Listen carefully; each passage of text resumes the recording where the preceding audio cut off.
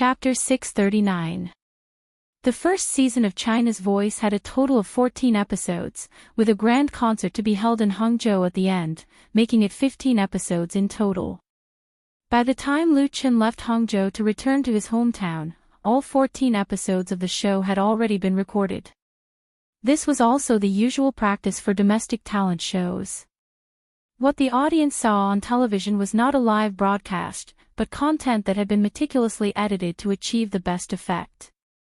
In addition, there were also the judges and mentors. It was impossible for them to stay in the same place for 2 to 3 months, or to travel back and forth once a week for the recording. After recording 14 episodes, Liao Jia returned to Beijing. He would film 2 commercials in Beijing and make a cameo appearance in a movie before flying to Australia for a vacation. He would return to Hangzhou in late August to participate in the Voice of China's concert. Lu Chen and Chen Fei stayed in Hangzhou for 2 more days. After Lu Shui's summer break ended, the 3 of them went to Binhai together. However, they brought another guest with them. That was Shi Fang. After spending more than a month together, Shi Fang and Chen Fei became very good friends, and did not treat Lu Chen as an outsider. Although in terms of status in the circle, Shi Fang's seniority is higher than Lu Chen and Chen Fei, but she interacts with the 2 of them on the same generation and calls them sisters and brother. Originally, after recording China's Voice, Shi Fang was going back to Xiangjiang. However, when she heard that Lu Chen was going back to his hometown, she was interested to see the scenery of Binhai and pay a visit to Lu Chen's mother. How could Lu Chen not welcome her? The 3 of them became 4, and a Mercedes-Benz was just right. Lu Shui was overjoyed. She was Shi Fang's fan, so she took the opportunity to get intimate with her idol. She took more than 10 photos with her phone. Hangzhou was not far from Binhai, and it only took 2 hours on the highway. The group set off at 2 p.m., and arrived at Binhai city around 4 p.m. Shi Fang curiously looked at the street view of Huhai through the window and said in surprise, "Your hometown is very prosperous." Although Binhai was a county-level city, because it was located on the southeast coast, and there were many businessmen and factories in Binhai, the local economy was very prosperous, and the urban construction was changing with each passing day. Although it could not be compared with a provincial capital city like Hangzhou, there were also tall buildings on both sides of the main road, which was very imposing. Lu Chen smiled and said, "It's not bad. It's been developing quite fast in the past few years. A lot of tall buildings have been built." Shi Fang sighed and said, "When I was in Xiangjiang, I often heard people say that except for Beijing, Shanghai and Shenhua, the other places in the mainland are very backward. Only after coming to the mainland this time did I know what is called seeing is believing." Shi Fang was a native of Xiangjiang. Her ancestors could be traced back to the immigrants who moved to Xiangjiang from Hunan and Hubei at the end of the Qing dynasty. The number of times she came to the mainland could be counted on one hand. In the past, she had only been to the capital and Huaqing. She had never been to the small cities below. For a long time, Xiangjiang's economy was more developed than the mainland. Many people in Xiangjiang, including the Xiangjiang media, always had a sense of superiority and regarded the mainland as a poor and backward area. Even if the mainland's economy was developing rapidly in recent years, the media rarely reported it. Therefore, many people in Xiangjiang who had never been to the mainland read some biased newspaper news and thought that the mainland was only developed in places like Beijing and Shanghai, and other places were still poorer. Even Shi Fang was misled. The Mercedes-Benz drove through the main road, turned into another road, and soon arrived at Jingsheng district. In the Lu family's villa, Fang Yun had been waiting for a long time. Yesterday, Lu Chen had talked to her mother on the phone. Fang Yun already knew that Chen Fei and Shi Fang would come together. When she saw her son, daughter and future daughter-in-law getting out of the car, she couldn't help but show a happy smile on her face. "Mom!" Lu Shui ran up like a happy little rabbit, opened her arms and hugged Fang Yun. "We're back." You child, Fong Yun patted her affectionately, you're a college student, but you still don't know how to behave. There were guests here. Lu Shui stuck out her tongue and quickly let go of Fong Yun. Lu Qin and Qin Fei went forward together. Qin Fei was already very familiar with Fong Yun, auntie, then she solemnly introduced Shi Fong as a guest. Shi Fong said very politely, Mrs. Lu, I'm Shi Fong. Sorry to bother you. Fong Yun held her hand with a smile and said, Welcome, Miss Shi is really a distinguished guest. I can't wait to welcome you. You can treat this as your own home. Don't be polite. Shi Fong said with a smile, Thank you. Lu Chen and others would stay in Binhai for 3 days.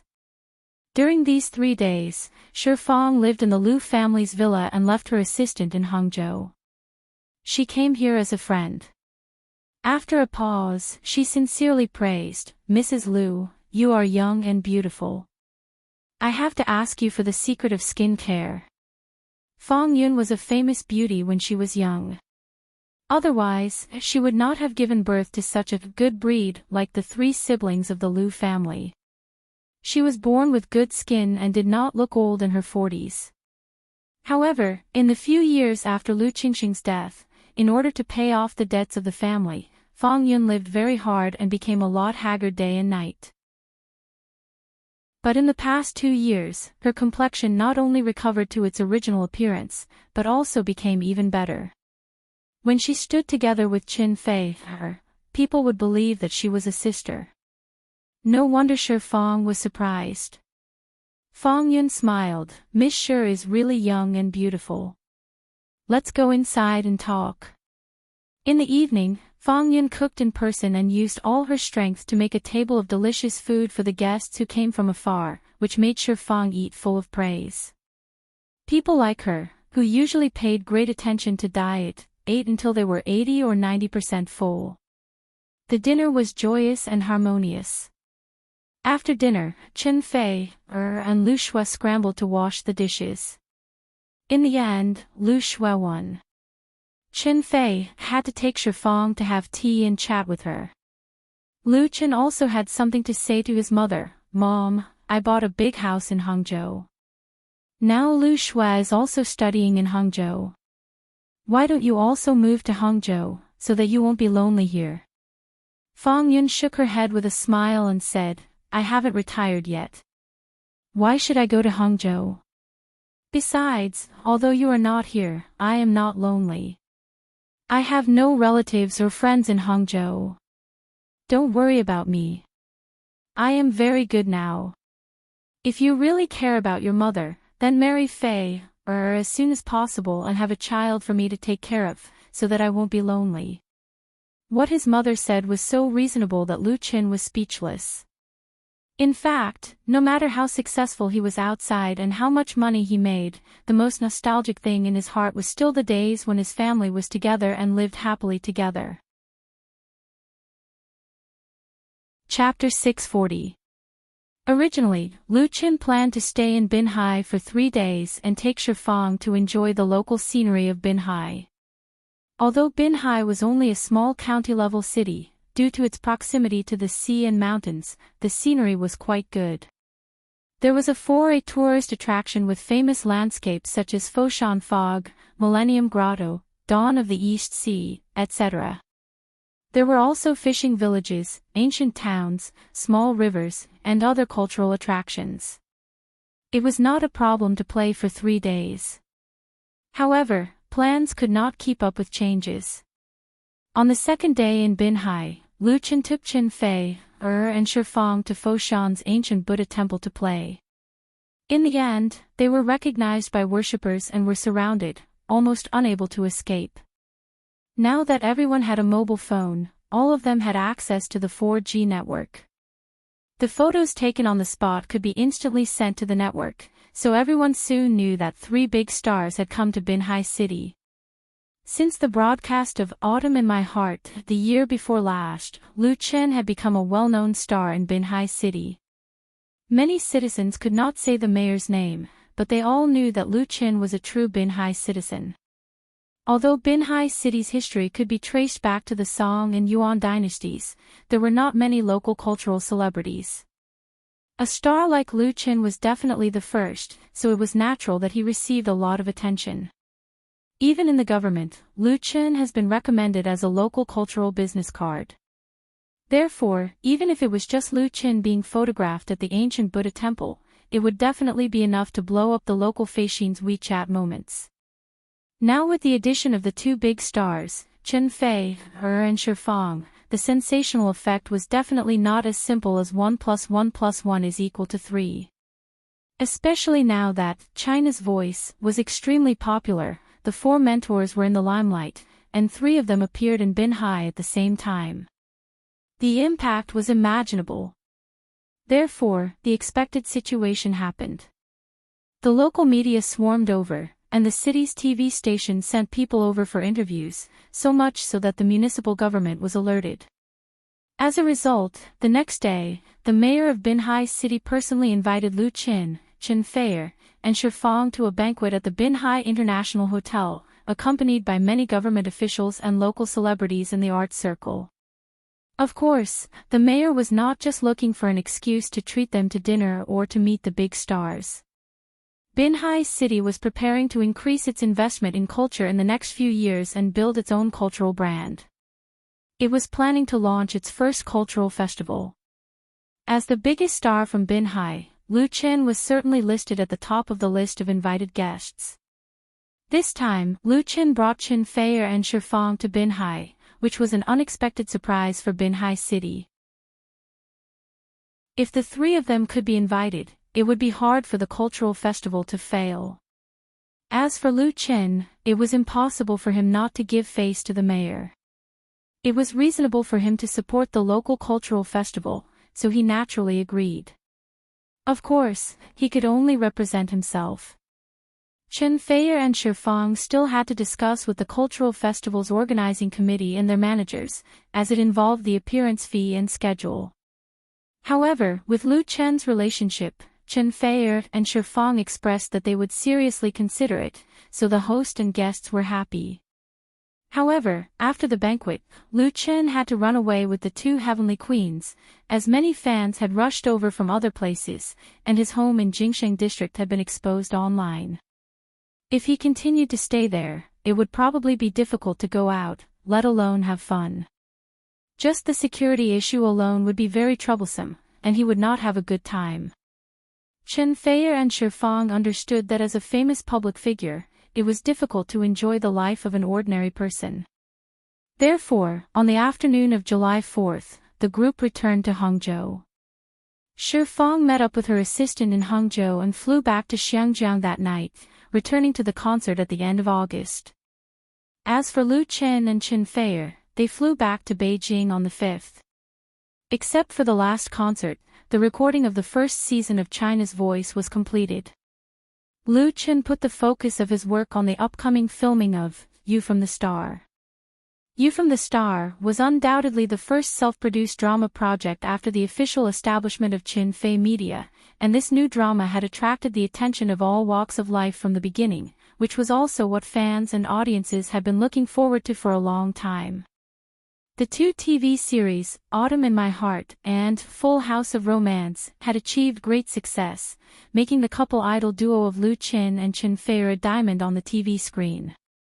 No one doubted the success of You from the Star. Precisely because of this, there were simply too many people who wanted to participate in the shooting of the new drama and get a piece of the pie. Many film and television entertainment agencies in Beijing, as well as artists in the circle, racked their brains to borrow favors and relationships to come to Chen Fei Media, which made Chen Fei Media suffer a lot of harassment. Lu Shi's phone calls never stopped all day long. At present, the confirmed partners include Beijing Television, Shandong Satellite TV, South Korea's KGS TV, SPG, Crown Pictures. The TV series has not yet started shooting, and there are many big companies who have taken the initiative to come to talk about brand cooperation, such as Zhonghua Automobile, Huaxi Electronics, Pepsi, China Bank, and other Fortune 500 companies, which are willing to pay for product placement. Even if Lu Chen requests to control product placement, the agreements or signed contracts that have been reached can bring hundreds of millions of income to Qinfei Media, which is enough to offset the cost of shooting and production. But Lu Chen did not get carried away by this. For the TV series You from the Star, Lu Chen spent far more time polishing the script than Autumn in My Heart and Full of Romance. The original script has been revised many times. This time was squeezed out bit by bit from his daily life. He deliberated every word and sentence by himself, and did not ask others to do it. Although the main plot, character settings, and story outline of the script came from the memory of the dream world, Lu Chen did not adopt a direct method to save time and effort, but carefully carved on the basis of the original work. The original work was indeed very popular in the dream world, but in terms of setting and plot, there were also a lot of places that were criticized by people. For example, bugs were flying everywhere, and the later plot was seriously dragged, which all relied on the sweet abuse of the lead actor to drag, and the repeated toss made people feel dull. There was a reason for this situation. The original work was filmed and broadcasted at the same time, so it was inevitable that there would be bugs. The producers obviously did not expect this drama to be so popular. The scriptwriter scratched his head but could not think of a better plot, so he could only repeatedly struggle with the plot of a romantic relationship. These problems were not what Lu Chen wanted to see. The You from the Star he wanted to make should surpass the original work in all aspects, including character settings, story plots, and special effects. Chapter 641. Capital City, New Era Art Park, Qinfei Media Headquarters. The renovated building looked like it had just been built against the backdrop of the surrounding green trees and small lake, exuding a modern vibe. A large custom-made logo made of high-grade aluminum alloy and the words, Qinfei Media, were inlaid on the greenish-gray wall, shining brightly under the sun. Qinfei Media's logo was designed by a famous designer in Capital City. It was a clever combination of the initials, C and F, making it look smart and elegant. With the release of A Chinese Ghost Story across the country, and the popularity of China's Voice, this logo was becoming more and more familiar to the audience. The lower level of Qinfei Media's headquarters, which used to be the exhibition hall of Yujizhong Studio, had now been transformed into a large indoor studio and special effects studio. Qinfei Media's special effects studio was undoubtedly a very special existence. This special effects studio was named DreamWorks. Although it had only been established for a short period of time, it was big in terms of staff and investment, surpassing the other departments in the company. Excluding the expensive high-tech studio, DreamWorks' high-end professional computer equipment alone cost $15 million, and that did not include other special effects production equipment. The budget Lu Chen prepared for DreamWorks' investment was $100 million, but for a special effects studio that was like a gold-swallowing monster, it would not take long. The production of special effects for movies and TV series had always been a project that required a lot of investment and output. Ordinary film companies could not afford it. In China, even large film companies would outsource the production of special effects to professional companies, including famous studios in Japan, Korea, and even America's Hollywood.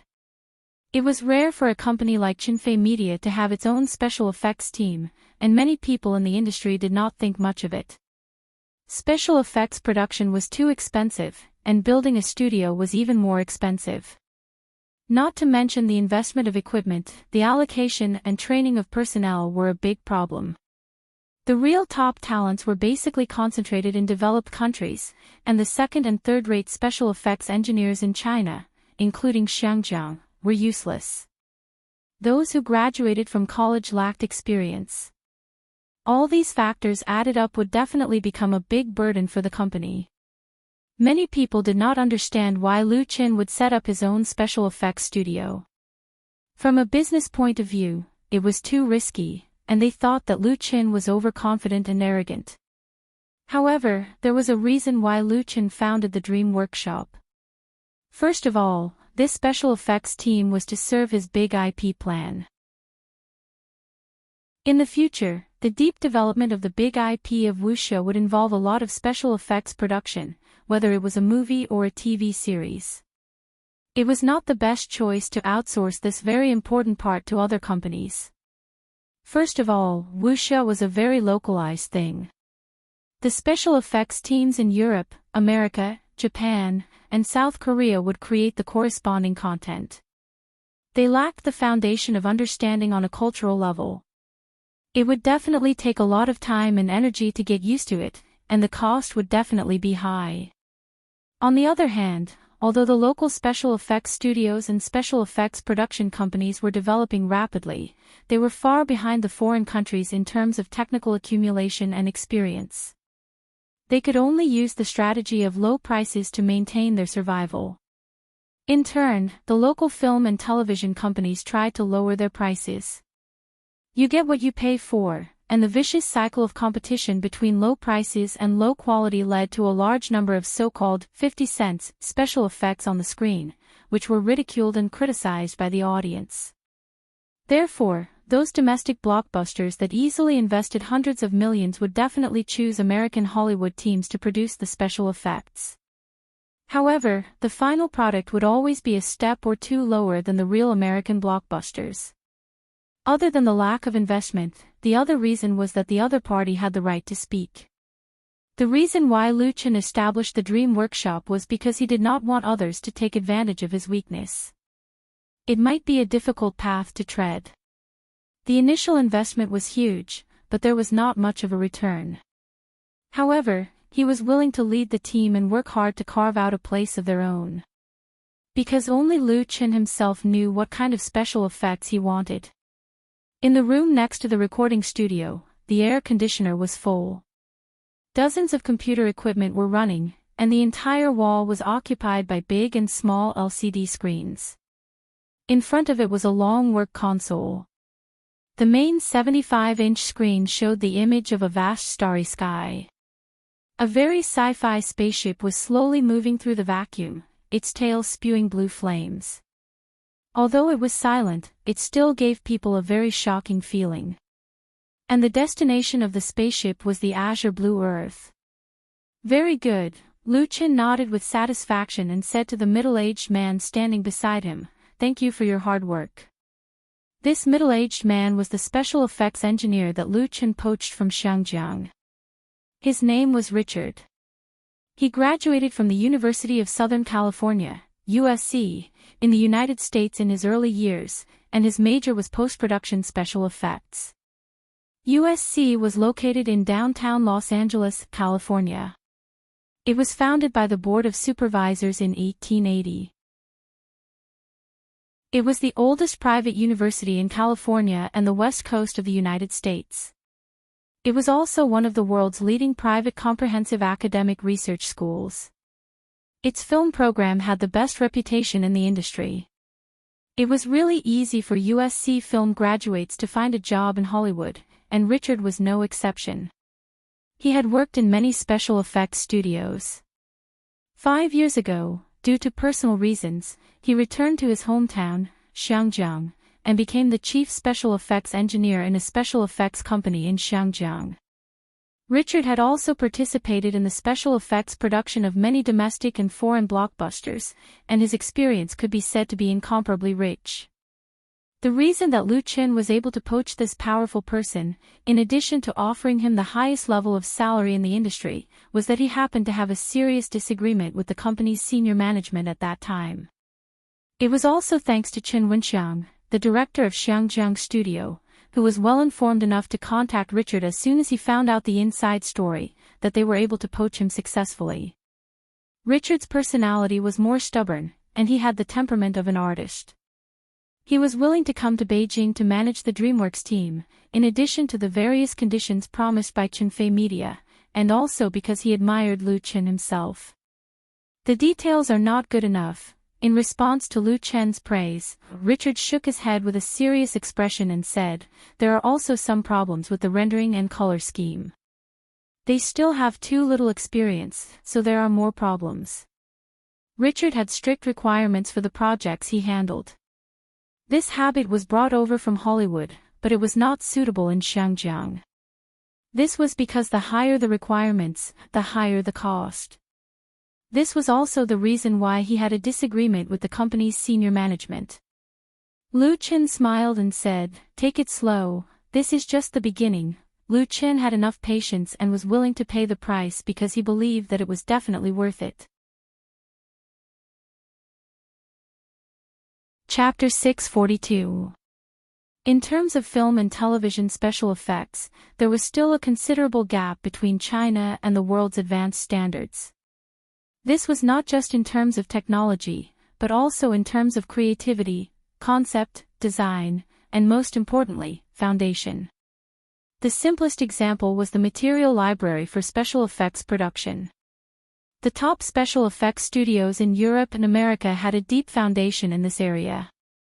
For example, for an explosion effect, a domestic production company might only have a few or a dozen explosion effects in their material library, but the former often had hundreds or thousands of explosion effects. Some special effects materials could not even be bought with money. They were the exclusive secrets of a famous studio. Even if the other party was willing to sell, the price was usually very high. Good special effects software usually came from Europe and America. A set of legal software installed in a workstation, and the fees were calculated by the year. Buying the materials was like running water. Ordinary small companies could not afford it. An American special effects company used more than $100 million for a renderer. In the end, they had to develop it themselves, but they also needed to hire a large number of professional technicians, and the expenses were not low.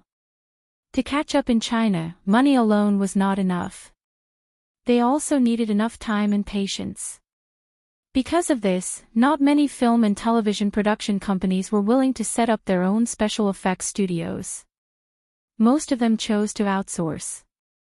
Chen Fei Media's special effects studio, DreamWorks Studio, had just been established not long ago. It had no reputation in the industry, nor did it have any works. The studio currently had more than 80 employees, but only 3 were certified special effects engineers.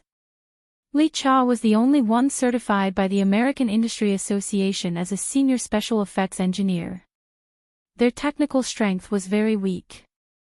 Computer technology was very advanced, and software was much more intelligent than before.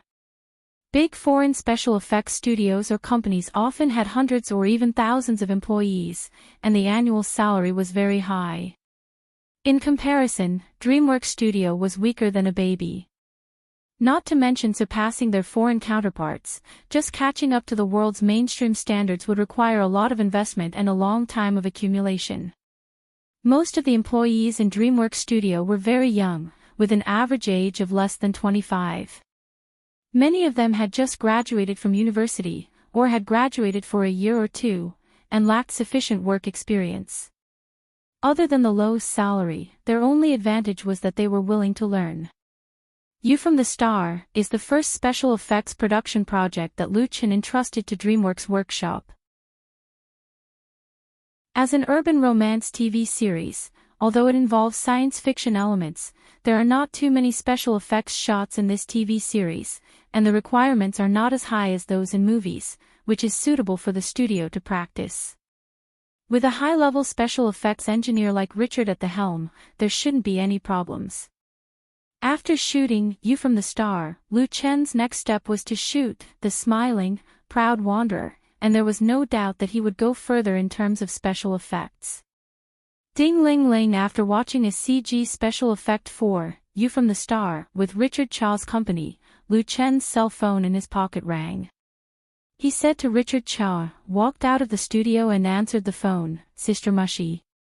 It was Li Mushy who called Lu Qin. Li Mushy asked, "What are you busy with?" Lu Qin said, "In the company, Sister Mushy, what can I do for you?" Li Mushy was unhappy. "Can't I call you if I have nothing to do?" Lu Qin chuckled. His relationship with Li Mushy was a bit special. They were friends, but they were not so close. He was really good friends with Li Mubai. They were partners, but they were more familiar. Generally speaking, if there was nothing urgent, Li Mushy would not call him. Since she took the initiative to call, there must be a reason. Li Mushi said again, "Are you free in the afternoon? Come to Borui. I have something to talk to you. Let's have dinner together." Lu Qin said with a smile, "Since you are looking for me, Sister Mushi, and I can get a free meal, I have to make time even if I don't have time." Li Mushi snorted and said, "What a glib tongue." After that, she hung up the phone. Lu Qin looked at the mobile phone and smacked his lips. He felt that Li Mushi was a little angry today. Was it a relative? Of course, he would definitely give face to this young lady. So at 3 p.m., he came to the Borui Club near the Second Ring Road CBD. Lu Qin had VIP status in the Borui Club, so he could go in directly by brushing his face. When he saw Li Mushi again, the domineering female president was wearing a black tight fighting suit and practicing with Won Yong in the ring. The two sides were fighting very fiercely, and the ring was surrounded by a circle of people. Won Yong was originally the coach in charge of fighting in the Borui Club. Later, he was asked by Lu Qin to form the Lu family class and became the head of the Lu family class. Most of the members of the Lu family class were recruited by Lu Qin from the Borui Club. After shooting A Chinese Ghost Story in Hong Kong, they returned to the capital and had been training in the Borui Club. This team was of great use to Lu Qin, and its importance was no less than that of DreamWorks, so he would rather spend money on it than disband it. On the contrary, he was ready to continue to expand. In the future, the Lu family class would not only contribute to his films and TV plays, but also go global. Of course, he only hid this ambition in the bottom of his heart, and he didn't even mention it to Qin Fei. Not to mention anything else, Lu Qin had to give face to Li Mushi just because of the Lu family class. Without the latter's consent, there would be no Lu family class, which was now famous in Hong Kong. Moreover, after the Lu family class returned to the capital, the Borui Club specially set aside a place for Won Yong and others to train. Otherwise, the headquarters of Qinfei Media would not be settled. Li Mushi kicked Won Yong's arm with a flying leg, forcing him to retreat to the edge of the ring. But she didn't take advantage of the victory to pursue. Instead, she turned around and waved her fist at Lu Qin, who had just come over. "Come on." Everyone's eyes suddenly focused on Lu Qin, and Won Yong took the opportunity to retreat from the ring. Lu Qin couldn't help rubbing his nose and didn't know whether to laugh or cry. Don't do it. Could it be that this young miss had called him over in the afternoon to have a battle with him? Li Mushi was sweating and full of vigor. Hearing this, she immediately glared and said, "What are you afraid of? Are you still a man? Quickly come up and exchange a few moves with me. We must determine the victor today." The last time she fought with Lu Qin was a few months ago. At that time, the two sides ended in a draw. That was the result of Lu Qin's deliberate letting her win. Li Mushi must be clear in her heart, so she was very unconvinced and wanted revenge today. Chapter 643. Although they were not very familiar friends, Lu Qin still had a good understanding of Li Mushi's character. The eldest daughter of the Li family had a stubborn temper. Once she decided on something, she would not easily change her mind. Similarly, she had her eyes on him today. If he didn't go to the ring, it would probably be difficult for him to leave the Borui Club. So even though her provocation was very poor, Lu Qin had to eat it. "You forced me to do this." Lu Qin went to the locker room and changed into his fighting suit. He turned over and jumped into the ring. He moved his hands and feet to warm up and said to Li Mushi, "Don't cry when you lose." "Humph." Li Mushi snorted and said disdainfully, "Let's see who will cry." Having said that, she absolutely did not dare to underestimate Lu Qin. Even if she had strengthened her training in recent months, she was not sure that she would win against Lu Qin. Since she was a child, Li Mushi has always been regarded as a genius. Whether it was in her studies or many hobbies, she had outstanding talent and had trampled many excellent men under her feet. But when she met Lu Qin, her reputation as a genius was seriously challenged. Needless to say, Lu Chen's talent in music went without saying, but he also showed outstanding creativity in the business field. For example, the concept of online crowdfunding, even her most respected father praised it. After taking over most of the shares from Lu Qin, it expanded to the point where it was eligible to be listed on Nasdaq in just a year or two. Lu Qin, who had transferred to online crowdfunding, did not focus on the entertainment industry. He invested in the establishment of Happy Entertainment, launched a small game called Happy Farm, which became popular all over the country and was sold to QQ Games at a sky-high price.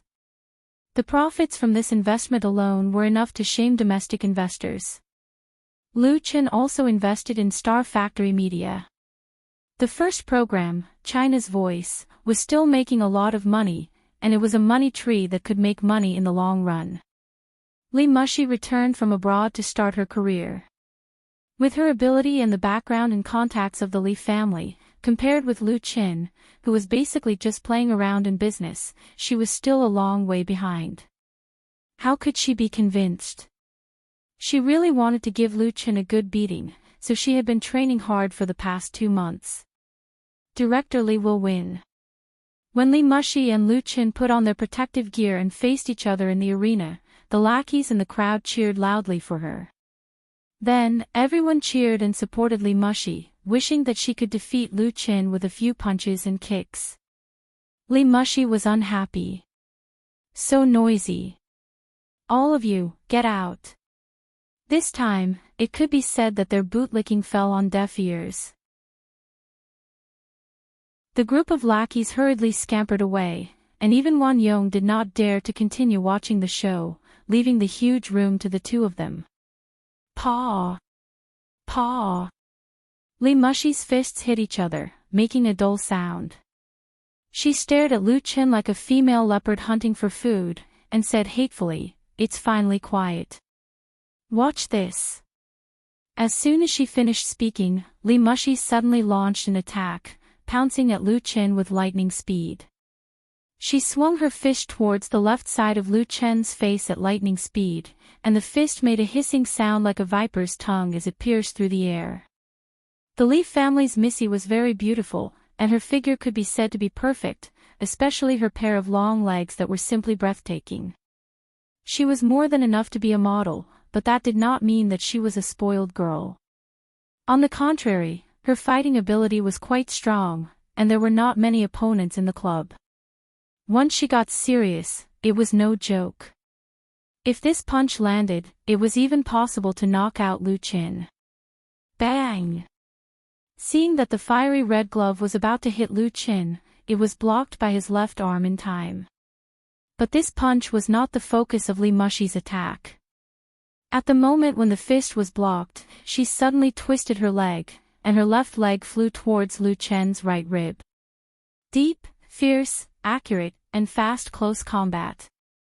If it was an ordinary opponent, they would inevitably suffer under such a fierce and swift attack from Li Mushi.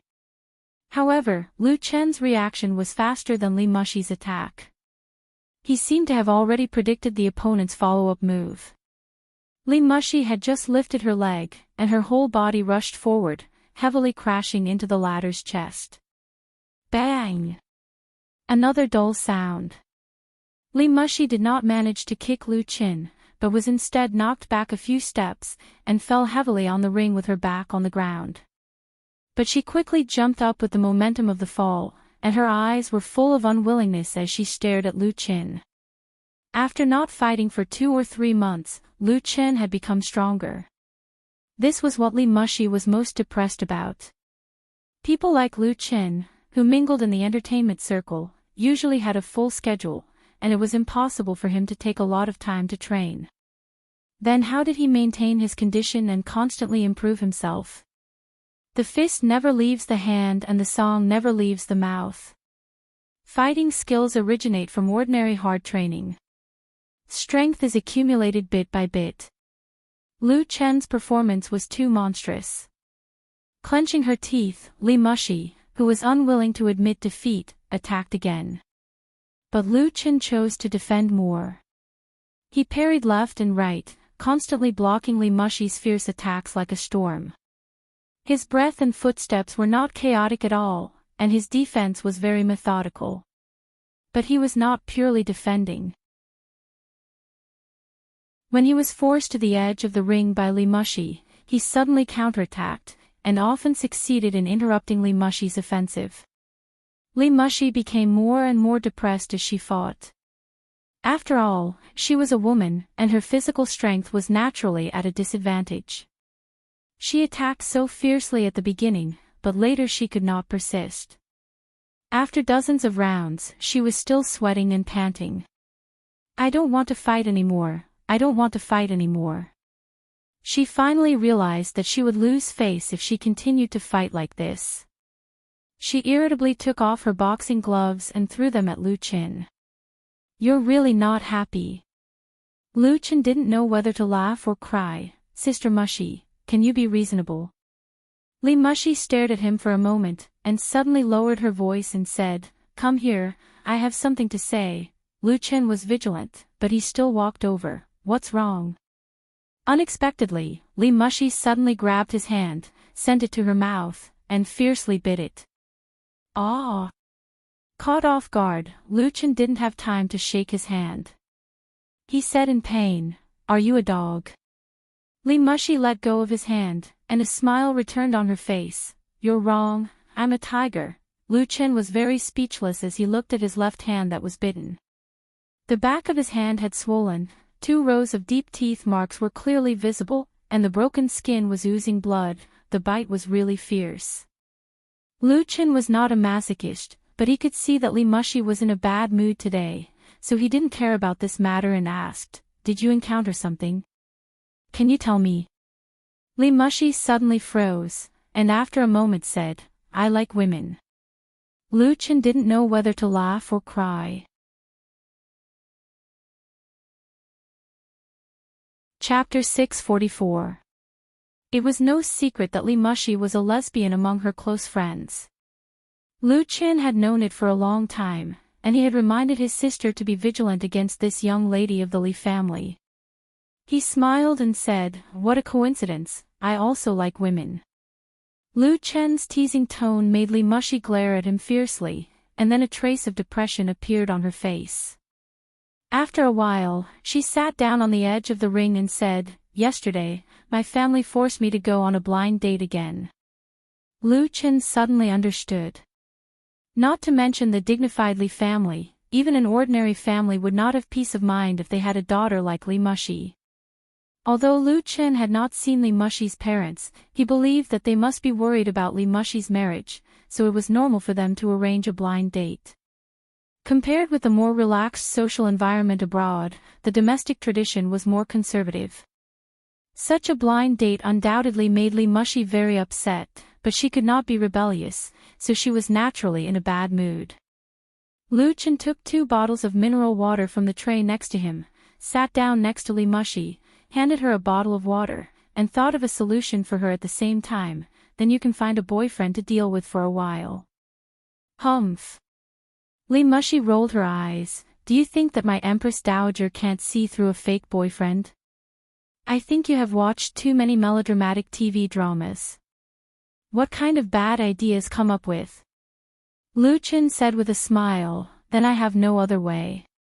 This is the best way I can think of." "Maybe." Li Mushi showed a thoughtful look, and her eyes became strange as she stared at Lu Qin, "Or I can find a man to give birth to a child, and then throw it to my Empress Dowager to play. Maybe it can solve the problem." Lu Qin was creeped out by her eyes, and he could not help but move his butt back. "Ahem, I think if you really do this, your Empress Dowager is more likely to kill you."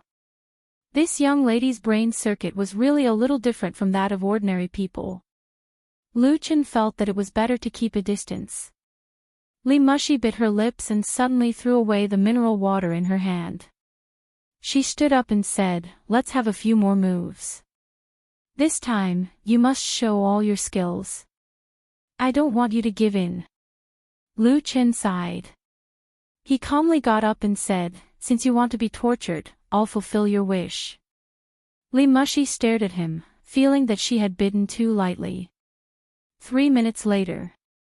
The young miss of the Li family staggered, lost her balance, and fell heavily onto the arena once more. Lu Chen retracted his fists and smiled. "Is that enough?" In the second round, he followed Li Mushi's request and did not go easy on her. He knocked her down 3 times in just a dozen rounds, and this was the 4th time. Compared to before, not only did the gap in strength between the two sides not shrink, but it had also widened a lot. Li Mushi lay on her back on the arena. Her towering chest rose and fell violently. Her crystal-clear jade-like skin was full of sweat. Her pair of black eyebrows wrinkled with a bit of pain, and her eyes were full of unwillingness. Lu Chen waited quietly for a moment. He was a little surprised to see that Li Mushi had not gotten up yet. He quickly took off his boxing gloves and leaned over to pull Li Mushi. "Are you all right?" Could it be that this young miss was so shocked by him that she couldn't even stand up? He had a sense of propriety when he attacked. Li Mushi did not resist Lu Chen's help. She was pulled up by him, and her face returned to normal. "I'm fine. I'm just wondering how you usually train. Why are you getting stronger and stronger?" This was the strangest thing about Li Mushi. Lu Chen wanted to create, sing, shoot TV and movies, and run all over the world. Even if he insisted on exercising every day, it was impossible for him to have such training conditions as the Borui Club.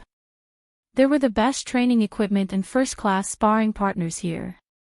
In order to defeat Lu Chen, she also deliberately strengthened the actual combat training. As a result, she lost even more miserably. For Li Mushi's doubt, Lu Chen touched his nose and didn't know how to answer. He couldn't say that he didn't know, could he? Since experiencing that dream, in addition to possessing the wealth of memories of a world, Lu Chen clearly felt the changes that had taken place in himself. His spirit, will, and even his body were becoming more and more powerful. Big improvements in his memory, sharp reactions, and the effect of daily exercise were excellent. His energy was getting more and more exuberant. Usually, when he made love with Qin Fei, in bed, it often ended with the latter begging for mercy. Lu Chen himself felt that these kinds of changes were incredible. He could only attribute it to the gift of God. In the arena, not to mention facing Li Mushi, even if Mo Ran, the memory mentor, fought with him, Lu Chen had full confidence to win. It was just that he couldn't answer Li Mushi honestly. He couldn't say that he was cheated, could he? "I'm talented." For Lu Chen's answer, Li Mushi's response was to raise a middle finger. "I'm not going to talk to you. Let's go to the tea room and sit down. I have something to tell you." Lu Chen secretly breathed a sigh of relief, hurriedly went to the locker room to change clothes, and then went to the tea room with Li Mushi. From the arena area to the tea room, there was an indoor tennis court in the middle. To be more precise, the former tennis court has now been transformed into an exclusive training ground for the Lu family squad. So when Lu Chen passed by, he stopped for a moment and looked at their training. After the Lu family squad finished shooting A Chinese Ghost Story in Hong Kong, they returned to China and were arranged to return to the Borui Club to continue training. Li Mushi gave them face by vacating the indoor tennis court. The original net racks were all removed, and the ground was relaid with thick flexible plastic. There were various specially customized training equipment on it. Among them, more than a dozen wooden poles used to practice Wing Chun fist were very eye-catching. In addition, there were as many as 4 wires hanging on the top.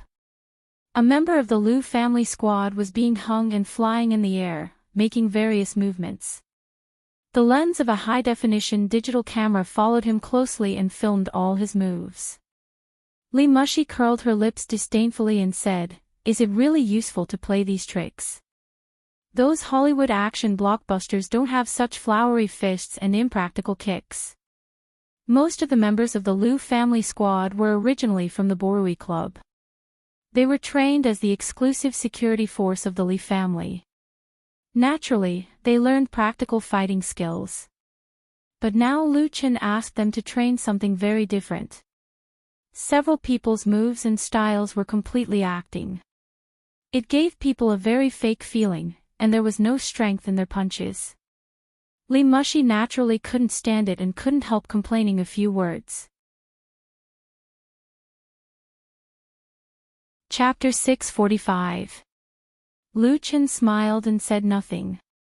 Lu Jiaban was an important team for his future wuxiao IP plan. It was mainly used in the shooting of fighting scenes in films and TV series, which was completely different from real fighting. In a real fight, the pursuit was to use the fastest speed and the smallest cost to defeat the opponent. If it wasn't a competition with rules, one could completely use any means, no matter how ruthless, no matter how beautiful it was.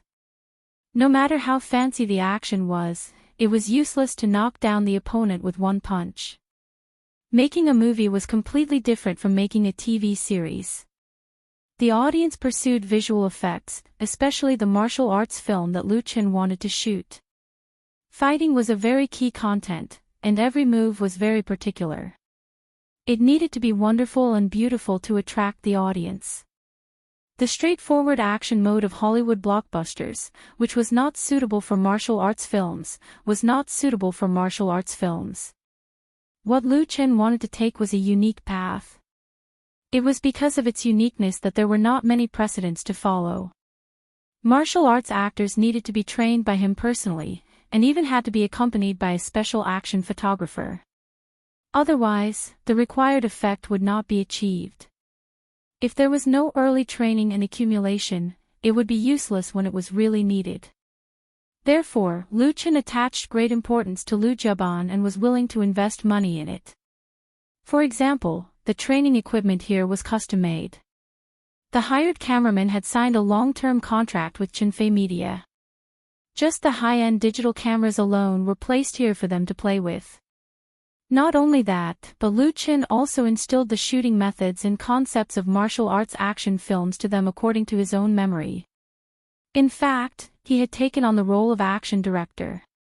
However, it was very troublesome to explain these things, and Li Mushi would not understand, so he simply did not say it.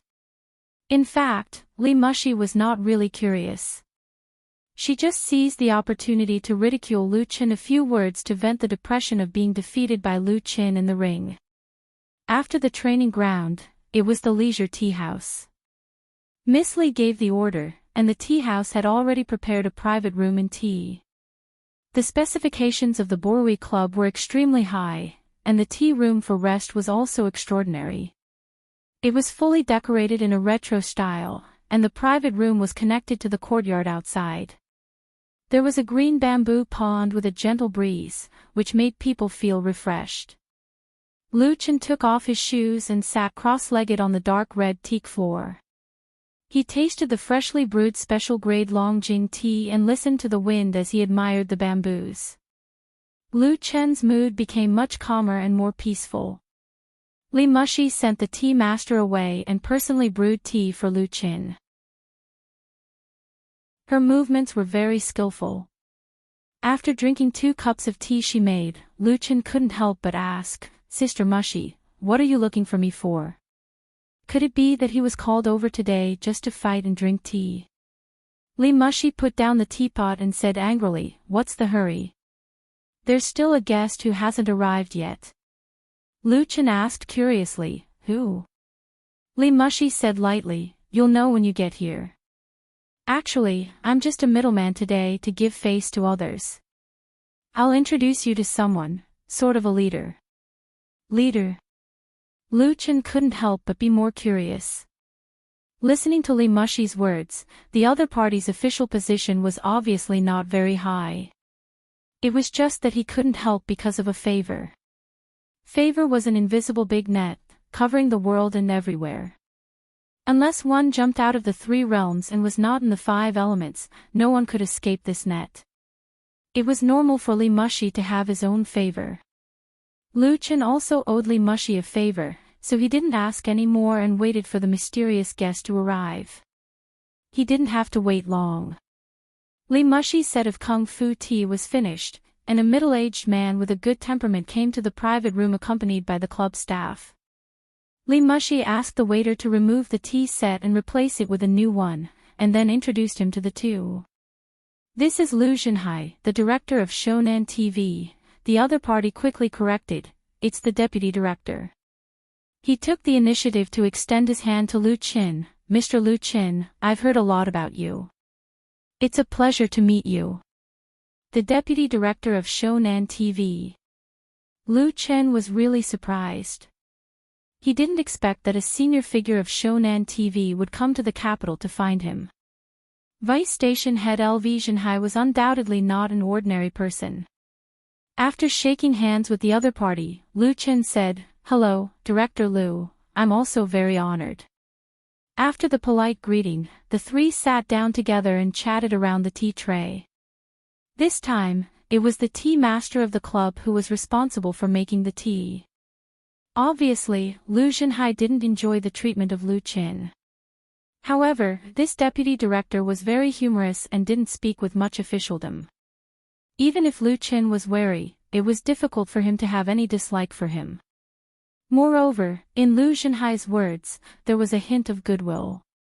The conflict between Lu Chen and Shonan TV was not a secret in the circle. As the most famous and powerful new idol artist in the domestic entertainment circle, he had never appeared on the screen of Shonan TV, and Lu Chen had never had any cooperation with Shonan TV. Not only that, the TV series and variety shows Lu Chen participated in had trampled Shonan TV under his feet. Even the newcomers promoted by the latter had their heads broken by Lu Chen. Speaking of grievances, the grievances were not small. Shonan TV did not stop making things difficult for Lu Chen, but they also tried to reconcile with conditions. For example, the last Golden One Award selection, but Lu Chen refused.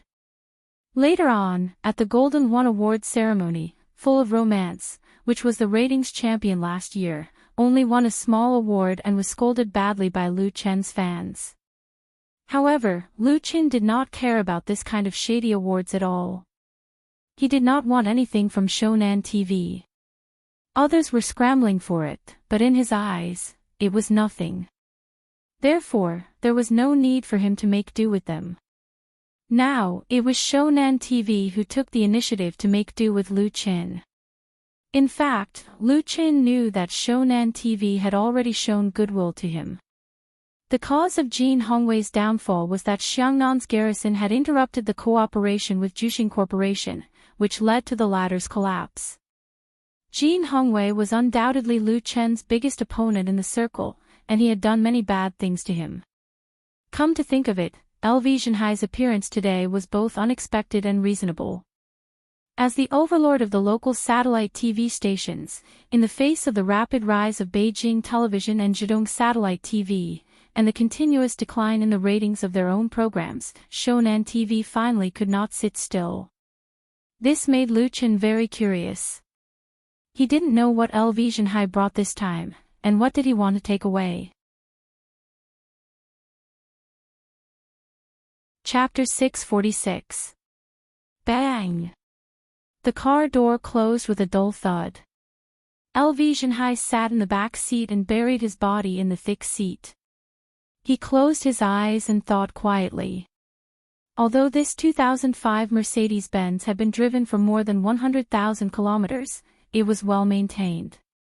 As the official car of the Shonan TV office in Beijing, only a high-level official like LV Zhenhai could enjoy it. This time, LV Zhenhai was very low-key when he came to Beijing. He only brought an assistant, who was sitting in the driver's seat. The assistant knew LV Zhenhai's habits very well. He didn't ask or start the engine, but waited patiently. After 4 or 5 minutes, LV Zhenhai finally opened his eyes and said in a deep voice, "Drive back to the hotel." He was recalling the whole process of meeting with Lu Chen, including the conversation between them. This was LV Zhenhai's old habit. When he encountered an important person or thing, he would take advantage of the fresh memory to recall it to make sure that he didn't miss any details or places that he should pay attention to. This good habit benefited LoveLore a lot. The reason why he could become the deputy director of Shonan TV at his current age was also related to this habit. After receiving LoveLore's instructions, the assistant skillfully started the engine and drove the Mercedes-Benz back to the hotel. When they arrived at the hotel, LoveLore got out of the car with his briefcase. The assistant followed him, and the two took the elevator to the floor of the hotel. After entering the room, LoveLore put the briefcase aside and sat down on the sofa in the small living room of the suite. He took out a cigarette from his pocket and lit it. After smoking half a cigarette, his whole body relaxed. The assistant served the tea that had just been brewed. LoveLore didn't drink the tea immediately. Instead, he pointed to the seat next to him and said to the assistant, "Xiao Shan, sit down and chat with me." The assistant didn't hesitate and immediately sat down. He carefully asked, "Uncle, is everything going well?" The assistant didn't call him by his name because he was LoveLore's distant nephew and also the latter's confidant. He called him by his title in front of others, but in private, he called him by his elders. It was precisely because of this trustworthy identity that LoveLore didn't hide many things from him. He even discussed with him and asked for his opinion. The nephew's assistant knew the most important purpose of LoveLore's visit to Beijing this time. He also knew who he met before. LoveLore forced a smile and said, "It's all right. In fact, it wasn't as good as he had expected." This time, he had used his connections and resources and didn't hesitate to condescend himself to find Lu Qin. It wasn't just to show his goodwill, but also to establish a good cooperative relationship with Lu Qin. At present, the situation facing Shonan TV is quite bad. Its position in the industry is on the verge of collapse. In the north, Beijing television is rising strongly. In the east, Zhejiang satellite TV is at its peak with the help of China's voice. There are also several other satellite TV stations eyeing them covetously. The market pattern is facing great changes.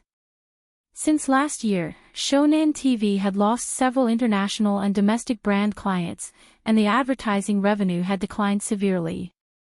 The reason why he was able to take over was also related to the mediocrity of his predecessor. By the same logic, now that LoveLore was sitting in this position, if he couldn't think of a way to reverse such a passive situation, how long he could sit in this position was really a problem. How could he not tread on thin ice and be cautious and conscientious? It was only after coming into contact with Lu Qin that LoveLore found that his original idea was a bit of wishful thinking. Lu Qin was very young, but his speech and behavior were not inferior to those who had been in the industry for many years. In the face of the initiative of the deputy director of Shonan TV, he was still neither servile nor overbearing. He was calm and composed, showing his breadth of mind and sticking to his will. If he hadn't fully understood the relevant information of Lu Qin, LoveLore would really find it hard to believe that 2 years ago, Lu Qin was just a bar singer who had not graduated from university and mingled at the bottom of Beijing. Such a person would never be moved by small favors, and ordinary means were completely ineffective against him. Thinking of this, LoveLore despised one of his colleagues who hooked up with Jin Hongwei. He actually used the Golden One Award nomination to make a deal with Lu Qin. Not only was he slapped in the face, but even the satellite TV station was also in a passive position. When the Golden One Award was announced last month, the organizers, including Shonan TV, suffered a lot of criticism on the internet. Not only did they not get any benefits, but they also got a bad reputation, and even their partners were very dissatisfied. Fortunately, that fellow followed Jin Hongwei down the stage, otherwise it would be really hard for LoveLore to repair his relationship with Lu Qin. But now, Lu Qin was stubborn, which made LoveLore very vexed. He had already done this much, and it was impossible for him to go any further. Furthermore, there was not enough time. What the higher-ups needed was results, and they wanted to reverse the situation in the shortest time possible. They couldn't let him slowly work hard. The assistant could see that Zhenhai was in a bad mood, so he imagined something and said indignantly, "Uncle, didn't you give him too much face?" As a result, he became arrogant. Zhenhai waved his hand and said, "It's not like that. Don't guess blindly. We had a good chat." In the process of meeting, Lu Chen still gave him, the deputy director of Shonan TV, enough respect. There was nothing wrong with Lu Chen's conduct. But respect alone was not enough. According to reliable sources, Qinfei Media, led by Lu Chen, was about to start shooting You from the Star. This new series would undoubtedly be the most watched TV series this year, and it was very likely to set a ratings record again. Because it was the end of the urban trilogy of Lu Chen and Qinfei, the perfect couple, it had become a hot topic on the internet. Beijing Television and Zhejiang Satellite TV were confirmed to participate in the filming and production, and the premiere rights were already in the bag. It's not like Shonan TV has anything to do with it. Zhenhai exhaled a mouthful of turbid air. He picked up the bulging briefcase on the tea shelf, took out a hardcover book from it, and said with a wry smile, "When I left, Lu Chen also gave me a set of martial arts books." What the hell, he didn't like to read this kind of casual book. The Smiling Wanderer. The assistant's eyes lit up. "This is the first edition hardcover edition, right? It can't be bought now. It's very expensive." Zhenhai was stunned. He handed the thick book to his nephew. "Have you read this set of books?" "Yes." The assistant happily took it and carefully touched the cover of the suit, saying, "This book is very interesting. I've already read it twice. The original set that I bought was borrowed by someone and I haven't returned it. By the way, I remember that the film and television copyright of this book was bought by Lu Chen. I heard that it may be adapted into a movie and TV series." "What?" Zhenhai suddenly shivered and couldn't help grabbing his nephew's arm. "Say it again." The assistant was startled, and it took him a moment to recover and murmured, "I said, the film and television copyright of this book was bought by Lu Chen to make a movie and TV series." Zhenhai understood something in an instant. Chapter 647. Why did you give Zhenhai a set of The Smiling, Proud Wanderer? After Zhenhai left, Li Mushi couldn't help but ask Lu Chen curiously. This set of books was specially ordered by Lu Chen's assistant to take it from the car. Obviously, it had been prepared for a long time, not a temporary idea. It's just that Li Mushi couldn't understand Lu Chen's intention in doing this. Although she didn't care about Zhenhai at all, after all, the other party was introduced by a friend. She had to bear some responsibility, and it was not good to pretend that she didn't know anything.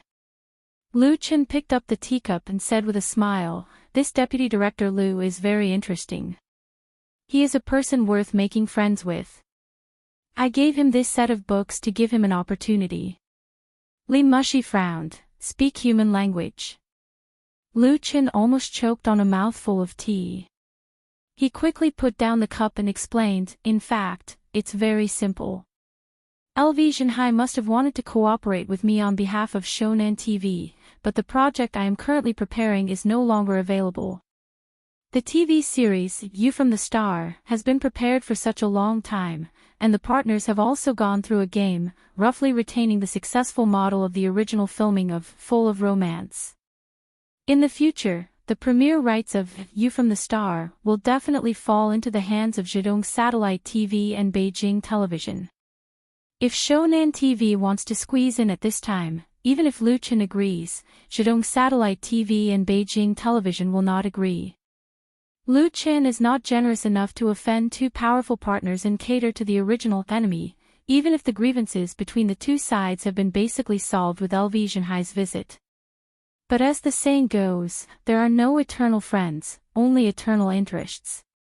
You from the Star can't cooperate with Shonan TV, but it doesn't mean that Lu Chen's next work will be the same.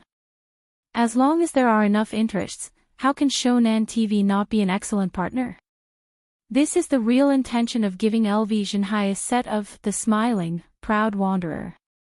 Because Lu Chen's next film is The Smiling, Proud Wanderer. It was just that his hints were very subtle. LV Zhenhai obviously didn't understand it immediately when he left, but Lu Chen believed that he would understand it sooner or later. Men are indeed unreliable. After listening to Lu Chen's explanation, Li Mushi expressed her disdain to him. What a cunning man. Lu Chen rubbed his nose with a bitter smile and decided not to argue with her. Li Mushi added, speaking of which, if The Smiling, The Proud Swordsman is made into a TV series, it would be a good idea to cooperate with Shonan TV. The scenery in Xiangnan is very good, and the shooting conditions are not bad. Ah! Lu Chen was stunned. If these words were said by people in the circle, it would be very normal. However, it was said by Li Mushi, which made him feel strange. What's with the awe? Li Mushi rolled her eyes at him and said, I've also read this book. When I was bored in the past, I also watched the TV series produced by Shonan TV.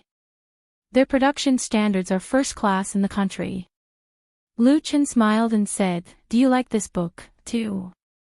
Li Mushi nodded, yes, Fei gave me a set, and it took me some time to finish it. It turned out that Qin Fei gave her a book. Lu Chen didn't even know about this. He was a little interested. Then tell me, who is your favorite character in the book? This question was most frequently asked by the readers and fans in the online book forum of The Smiling, The Proud Swordsman. The Smiling, The Proud Swordsman had a total of 1 million words, and there were more than 100 famous characters in the book. Among them, there were at least 20 or 30 vivid characters who left a deep impression on the readers. So far, the book had been reprinted 4 times, and the total sales had exceeded 2 million copies. According to the number of copies, it would be more than 10 million copies. It had been on the bestseller list for a long time. The hot sales of The Smiling, The Proud Swordsman not only brought a lot of money to the author and the publisher, but also cultivated a group of loyal fans and readers. They enthusiastically discussed the characters and plots in the book on blogs, forums, and posts, which in turn increased the influence of the book. In response to Lu Chen's question, Li Mushi thought for a moment and said, Ning Zhongze. Ning Zhongze. Lu Chen was stunned for a moment, and then immediately smiled and said, do you want to try to play him in a movie in the future? Li Mushi stared at him, am I that old? Lu Chen was speechless. Li Mushi snorted and said, I'm not joking with you. I'm going to the United States next month. I'm going to stay there for about 2 months to go public. Lu Chen's attention was immediately diverted. Are you sure this time? Li Mushi has long been planning to list the online crowdfunding on NASDAQ in the United States to raise a large amount of funds for the development and expansion of the website.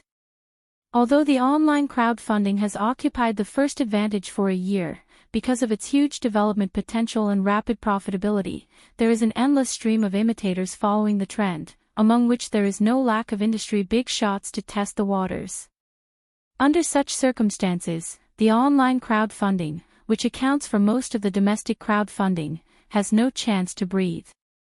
It must speed up to ensure that its dominant position is not shaken. Therefore, Li Mushi attaches great importance to the listing of the online crowdfunding and personally goes to the United States to take charge.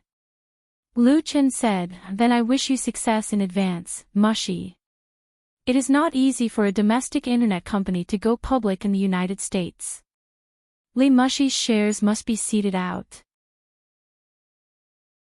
The interest games involved are extremely complicated, and the probability of failure in the end is not low.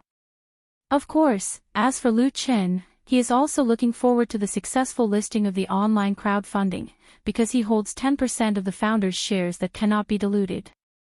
Once it goes public, it means amazing wealth. Who would complain about more money? Li Mushi is not so confident. I hope so. There are still a lot of problems. She seemed to think of something, and a smile appeared on her face again. But I have unearthed a real talent over there, a junior sister studying at the Wharton School of Business. She is very beautiful and very capable. Lu Qin knew that Li Mushi graduated from the Wharton School of Business, but her smile looked really, ahem. He coughed twice and said, I'm probably going to the United States, too. Ha! Li Mushi felt strange. What are you going to do in the United States? Lu Qin is going to explore the way in the United States after the filming of You from the Star is over. At that time, he will send a group of people to professional colleges there for training in film and television special effects production. In addition, he also hopes to be able to dig up a few useful people over there before coming back. Although this is not easy, how can you know without trying? Chapter 648. In terms of film and television special effects production, Hollywood can really teach the world how to behave. The skills accumulated over hundreds of years have long formed a complete and powerful system, continuously producing a large number of high-end professionals. In this regard, there are too many lessons that need to be made up in China. Although they have been catching up in recent years, the gap is already very big. Therefore, if Qin Fei Media wants to build a useful special effects team, they can't keep their eyes on their own land, and must go out to learn the most advanced experience. If possible, I want to acquire a special effects production company in the United States, Lu Qin said. I'm afraid I'll have to ask Sister Mushi for more help. I don't know much about that side. In the field of business, Li Mushi is the real expert. To acquire a company in the United States, asking her for help is undoubtedly the most correct choice. Last time Happy Entertainment negotiated with QQ Games, if there was no team supported by Li Mushi, the final transaction price would not be so high. Li Mushi was surprised. Acquire a company in the United States. You're really ambitious. Isn't that a lot of money? Although she is a layman in the film and television industry, she also knows that film and television special effects production is very expensive. In the same way, the value of a special effects production company will never be low, let alone an American company. Moreover, the acquisition of foreign companies also involves many problems, such as the most important talent. Most Americans may not be willing to go to China to work, so the company can't move to China and can only maintain the original state. The operating cost will definitely not be low, which is really troublesome and costly. She judged from an outsider's point of view and questioned Lu Chen's ideas. No matter how much money you spend, you can earn it back. Lu Chen smiled faintly and said, My idea is to have a team in China, an independent studio in the United States, and then use it as a talent training base for long-term operation. Sending people to professional schools for training in film and television special effects production is only a temporary measure. After all, there is a big gap between what they learn in school and the actual work, and there is a lot of difference in efficiency alone. Lu Chen is focused on the future. He doesn't need to be eager for quick success and instant benefits, so acquiring a special effects production company is a very ideal choice. In addition to training talents, it can also meet his own special effects production needs. For example, high-difficulty special effects can be produced in the United States, and it can be easily digested internally. On the other hand, the American team could also accept domestic business. With his current connections and status in the industry, it was really too easy for him to get some work. Not only would it be a one-sided expenditure, but it could also make money. The biggest problem was actually the initial investment. Lu Chen definitely wouldn't be interested in those second-rate or third-rate small studios. The price he had to pay to acquire a powerful group would be very high. Tens of millions of USD was a small amount of money, and 100 or 200 million USD was nothing. Those famous special effects companies in the industry had a market value of more than $1 billion, and if they really wanted to acquire them, they would have to pay a premium. Therefore, if Lu Chen wanted to achieve his goal, in addition to preparing enough money, he also had to understand the market, look for opportunities, and find the most cost-effective target. That's why you set your eyes on me. You want me to help you operate it. Li Mushi suddenly realized. She squinted at Lu Qin and said angrily, "Then I'm afraid the funds for the acquisition will have to be raised by selling shares of the online crowdfunding, right?" Lu Qin smiled and said, "Sure enough, I can't hide it from Sister Mushi." Since he wanted to ask the other party for help, Lu Qin had no idea of hiding it from Li Mushi at all. At most, he would go to the United States to explore the road. It was impossible to stay there for a long time to look for opportunities. That was called putting the cart before the horse. In addition, once the online crowdfunding was successfully listed on Nasdaq, he was ready to reduce his shares to about 5%, and the money from the sale of shares would be used to operate the acquisition. Li Mushi stared and said, "You want me to work for you?" Lu Qin shook his head and said, "Sister Mushi, we have an agreement. If I sell shares, I will sell them to you first. Have you forgotten?" Li Mushi was suddenly speechless. If the online crowdfunding wanted to be listed on Nasdaq, it was necessary to redivide the shares and transfer a large part of the benefits to the capital in the United States. The proportion of her personal shareholding would definitely be greatly reduced. This was the rule of other people. If you want to enter other people's territory to make money, you can only be eliminated if you don't abide by the rules. Therefore, if the online crowdfunding was successfully listed, the weight of Lu Chen's originally inconspicuous 10% founders' shares would increase a bit. If Lu Chen was optimistic about the future of the online crowdfunding, holding it in his hand was tantamount to holding a treasure. Now that he was willing to sell part of his shares to Li Mushi, in fact, it was to support Li Mushi. Strictly speaking, it was at the cost of losing his long-term interests. Of course, if the value of the online crowdfunding shares plummeted in the future, Lu Chen's action would be called solving the problem in advance. But Li Mushi has confidence in herself, and even more confidence in the online crowdfunding. This novel internet financing model will only become bigger and bigger in the future. Unless there are major problems in operation, the stock value will also become higher and higher. So what's the big deal for Lu Chen to pay the price and ask her to help him acquire a company? Although she knew that she wouldn't lose money and would still make money, seeing Lu Chen's confident look and everything was under his control, Li Mushi always felt frustrated and her teeth itched again. Lu Chen was very vigilant. Seeing the eyes of the Li family's eldest daughter sweeping over him, he quickly retracted his hand and coughed twice to remind the other party, "Don't go too far." Li Mushi retracted her gaze and said, "Well, I'll help you keep an eye on it in the United States, but it's better to let my junior sister Wharton do it. She's more talented in business than me. You can sit down and talk with her then."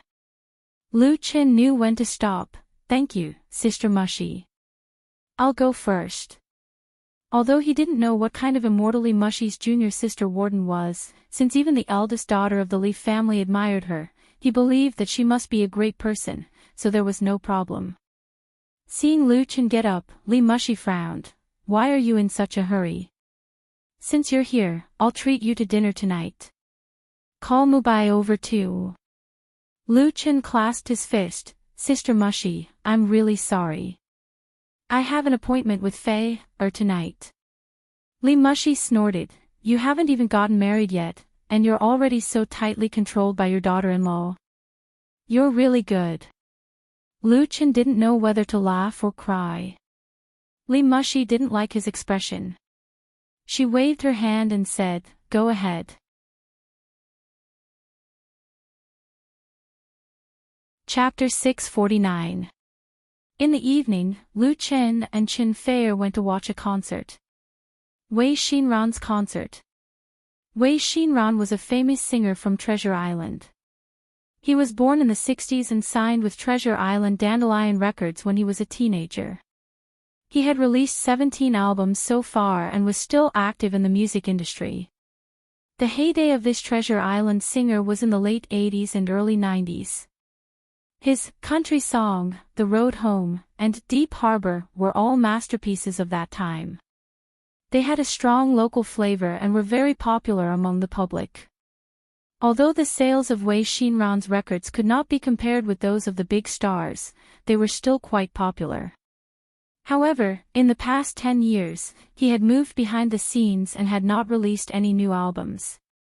He had been quiet for a long time. This national concert tour was not Wei Xinran's comeback, it was his farewell. Chen Feier was a fan of Wei Xinran. When I was in the 3rd grade, my uncle gave me a single player. After a romantic dinner, Lu Chen and Chen Feier walked hand in hand in the park. When Wei Xinran was mentioned, Chen Feier recalled the past. There were 5 other tapes, 3 of which were Wei Xinran's. I liked to listen to them and sing along.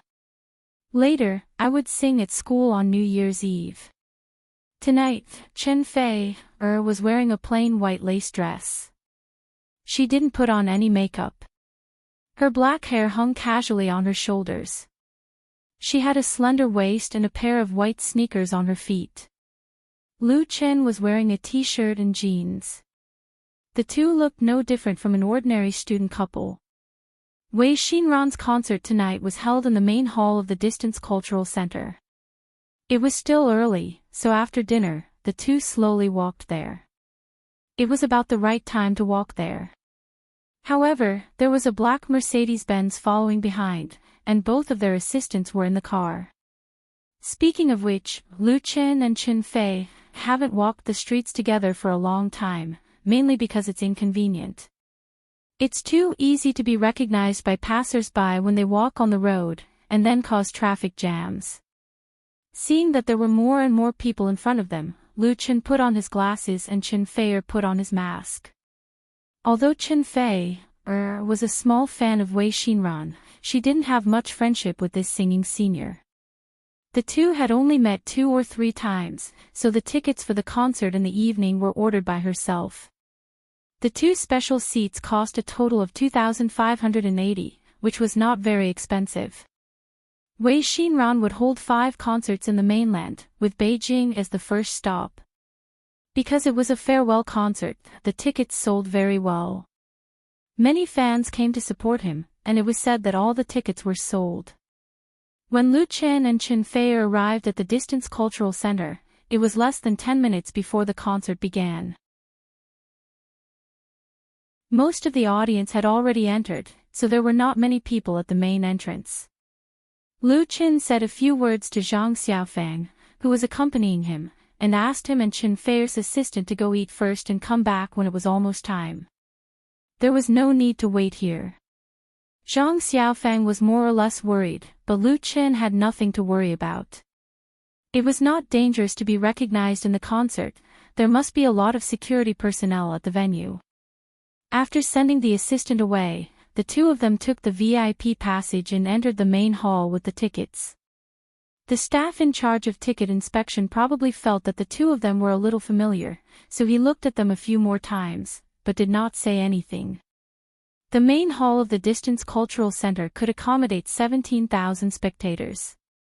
Although it was incomparable to the large stadiums that could easily accommodate 50,000 to 70,000 spectators, it was an indoor venue that was not afraid of wind and rain, and it was air-conditioned.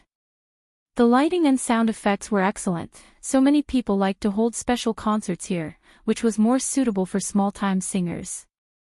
The special seats were very close to the front, so Lu Chen and Chen Feier quickly found their seats. At this time, the atmosphere of the scene was quite lively. The band had just gone on stage, and Wei Xinran had not yet appeared, but many people were shouting his name. The age range of Wei Xinran's fans was between 20 and 40. He was not an idle singer who relied on his face to make a living. He won the love of his fans by relying on his own strength. Although there were not many fans, the level of quality was relatively high. Therefore, there were not many fancy support signs and sticks at the scene, and there were no professional fans there to lead the rhythm and cheer. But it was not quiet, and the atmosphere was just right. Chen Feier liked it very much. She took off her mask and whispered in Lu Chen's ear, "When are you going to hold a concert?" In fact, countless fans had asked Lu Chen this question on the blog. Speaking of which, Lu Chen originally had plans to hold a concert last year, but the plan could not keep up with the rapid changes. He had too many things to do, and there was always not enough time, so the plan was delayed again and again. It had been 2 years since his debut, and he had released 2 albums. Apart from participating in 2 platter concerts, Lu Chen had not held a real solo concert. With his current status in the Chinese music industry, this was somewhat unbelievable. In a sense, holding a few solo concerts was closely related to a singer's status and honor. Many singers, even if they did not have many fans, would not hesitate to hold a concert out of their own pocket to raise their status. Lu Chen smiled and said, "I'll do it after you do it." Similarly, Chen Fei, who was taken all the way by Lu Chen, has also been dragged to skip her concert. Fans on Inspire blog have deep complaints about the concert ticket skipping couple, and have complained endlessly. Chen Fei thought for a moment and said, "Then let's hold the concert after shooting the new drama. We can't let our fans down anymore." As the two talked, it was 7:30. The first concert of Wei Xinran's national concert tour officially began. With the sound of the prelude of the music and the flashing of the big screen in the background of the main stage, the main hall of the Distance Cultural Center quickly became quiet. Only a few fans held up the screen with Wei Xinran's name written on it and waved it. The next moment, the spotlight shone on the stage, and an elegant middle-aged man in a white shirt and black pants walked out and appeared in the sight of the 17,000 audience. The large projection screen suspended in the air facing 3 directions of the venue also showed his real face at the same time. Senior Wei. The audience burst into a tsunami of cheers, chanting Wei Xinran's well-known nickname together. This was also a memory of many people's youth. It was still so vivid.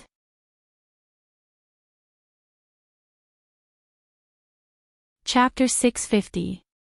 In 1987, there was a movie produced by Treasure Island that was broadcasted in the mainland and was a great success. The name of the movie was Summer Vacation for Two. It was about a love story in a campus.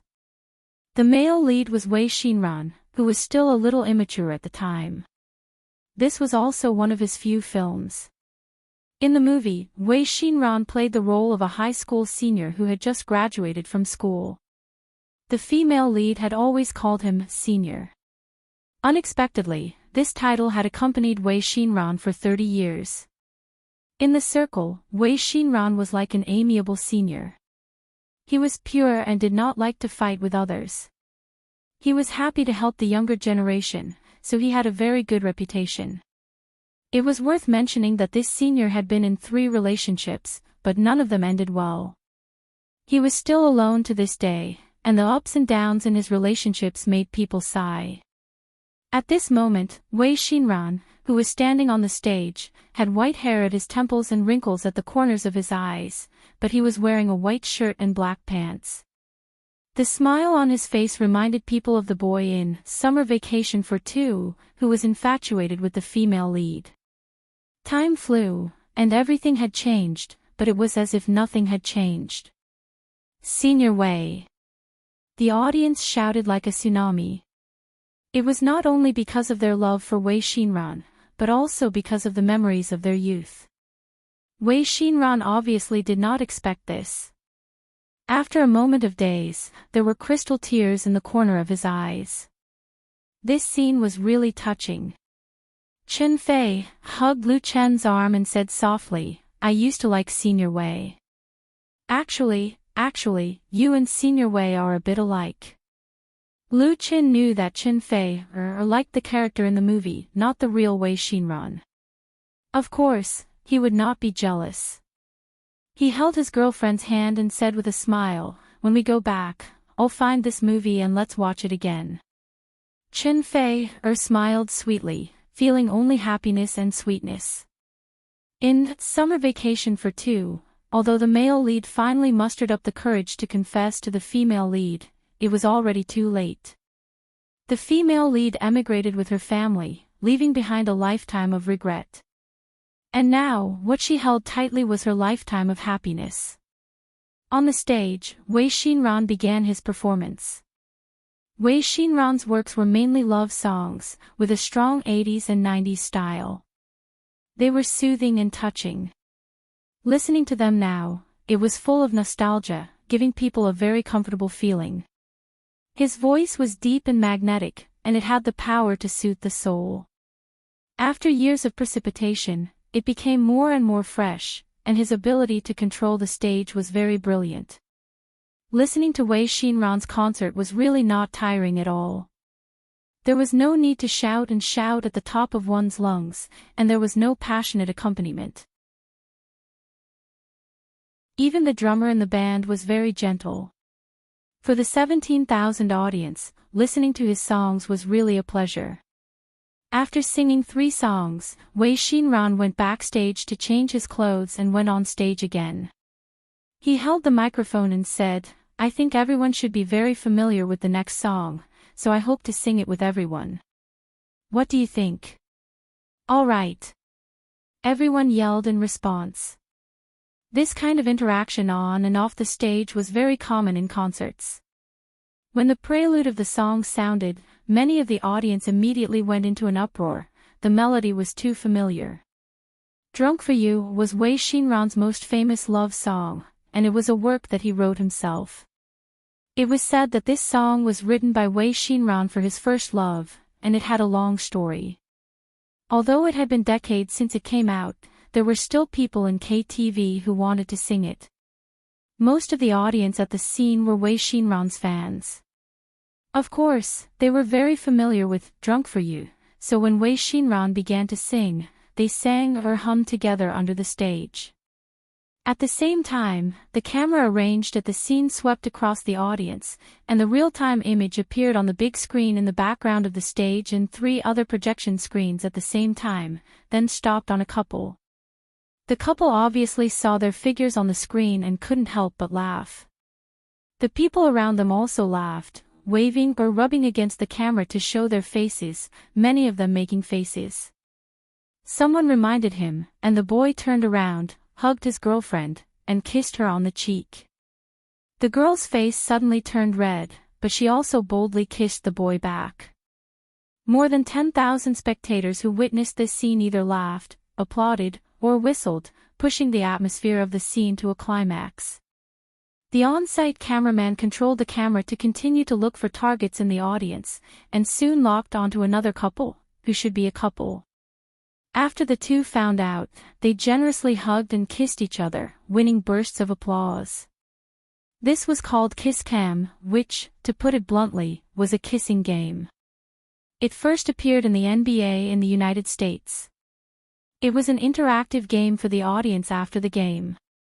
When the big screen was aimed at the fans in the audience, the 2 people sitting next to each other would generally kiss each other. Usually, they would find fans sitting next to each other to perform. Later, celebrities also learned it when they held concerts, and it spread to China. It became a very popular concert program among fans. Whenever Kiss Cam appeared, it was always accompanied by a lot of laughter. Wei Xinran chose to sing Kiss Cam when he sang the song, Drunk for You, which was undoubtedly conveying his good wishes. That was, his own feelings were rough, but he hoped that all the lovers in the world could become his true family. The beautiful atmosphere created by Drunk for You was also very suitable for Kiss Cam. Those selected couples or couples kissed each other very cooperatively, but it caused double the damage to the single dogs at the scene. After the cameraman, who had control over Kiss Cam, selected 5 groups of couples in a row, he pulled the camera back again, and then swept it from the special seats in the front row. Then, everyone saw that the camera paused after the picture, and then immediately flew back to the ground. The cameraman seemed to have found some important targets, and finally locked onto a couple. When the picture of the couple was clearly displayed on the 4 big screens, the entire main stadium of the cultural center seemed to be enchanted, and it instantly became silent. But this situation only lasted for a moment, and countless audiences suddenly burst into earth-shattering cheers, mixed with various shouts.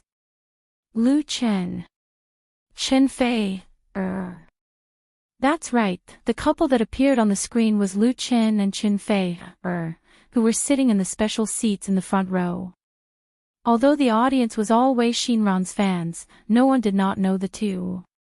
Lu Chen and Chen Fei actually came to support Wei Xinran like everyone else, and they were also selected by Kiss Cam.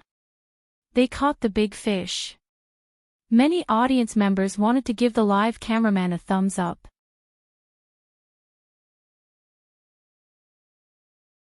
Chapter 651.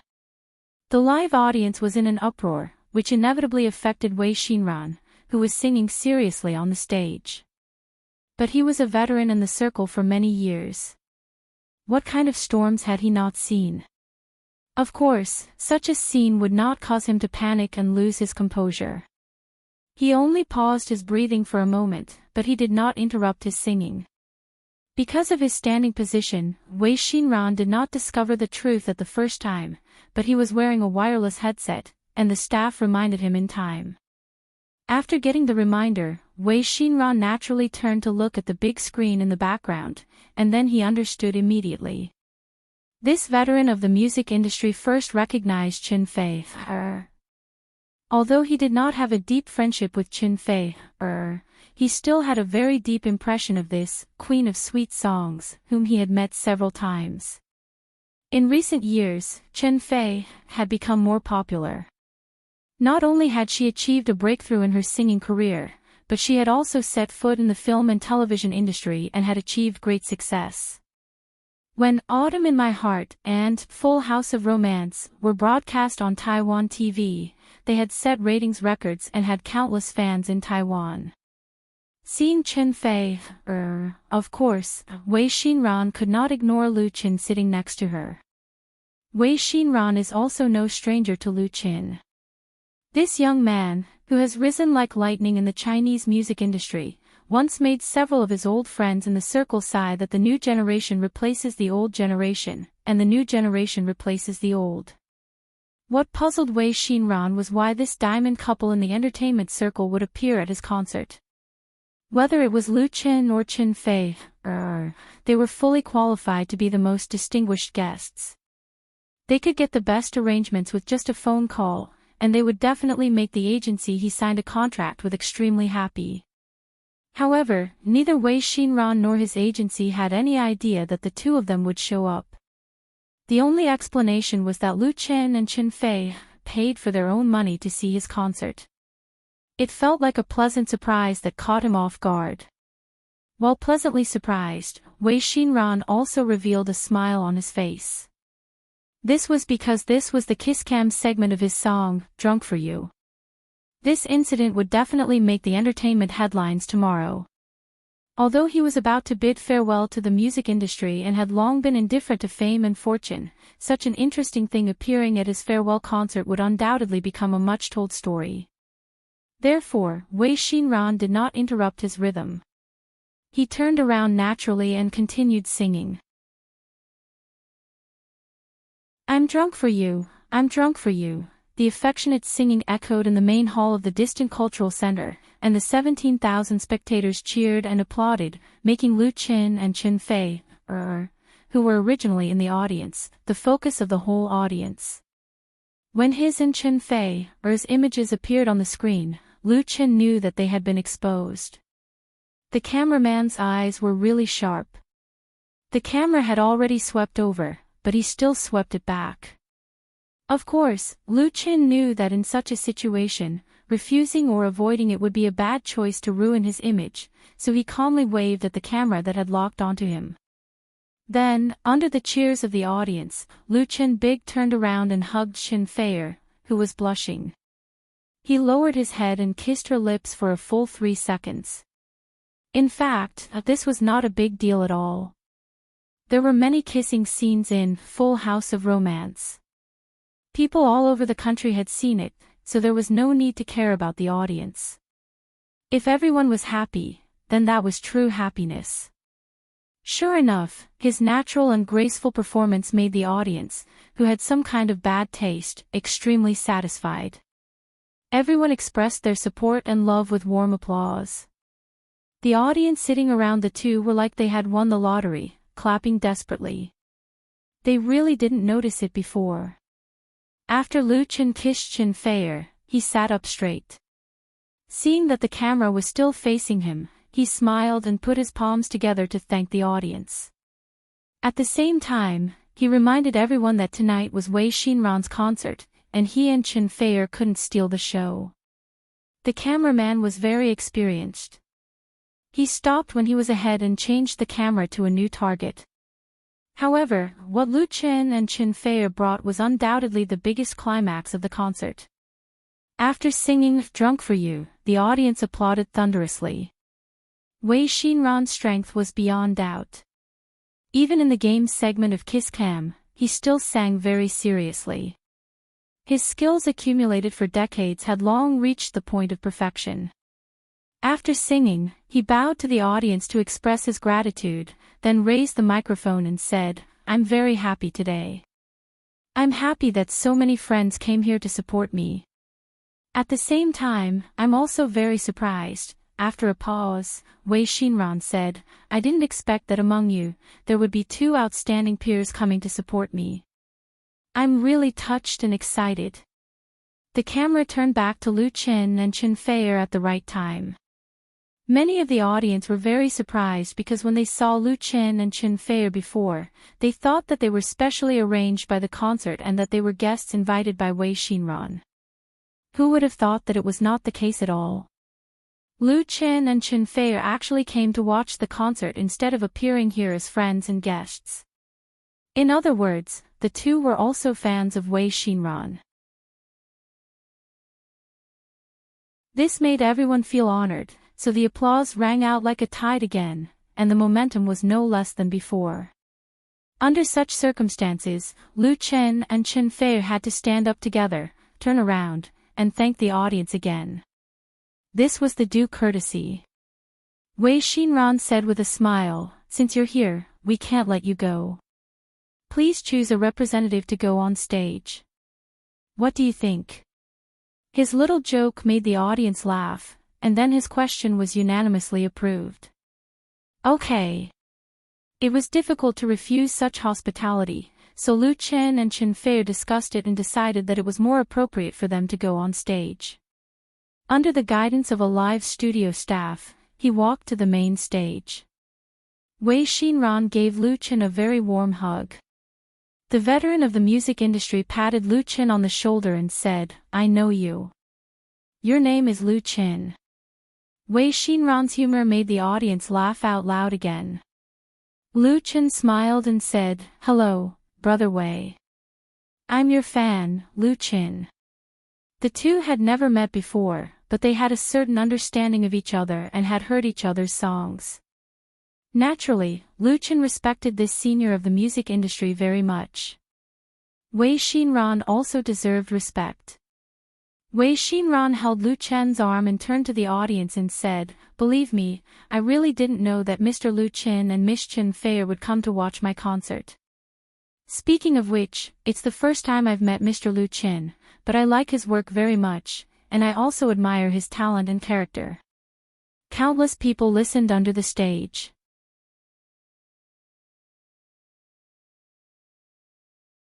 Chapter 652. Singers were different in different eras. Many singers who made their debut in the 80s and 90s, although many of them had retired from the music industry or were silent now, often had a commendable side to them in terms of character, and they were rarely impetuous. In many ways, Wei Xinran was quite similar to Tan Hong. Although the former was not as famous as the latter, he was also sincere to others, willing to help the younger generation, and had a broad mind. If the younger generation of singers who were holding a concert here today were robbed of the limelight by Lu Chen and Chen Feier like this, it was estimated that they would either be flattered and complacent, or they would be dissatisfied and secretly jealous. Few of them would be able to keep a calm mind. Wei Xinran would never be like that. He sincerely expressed his appreciation and admiration for Lu Chen to all the audience. He did not feel that his words would hurt Lu Chen's reputation. "Thank you, Mr. Lu Chen. Thank you, Miss Chen Feier. You've given me a great surprise tonight. Thank you."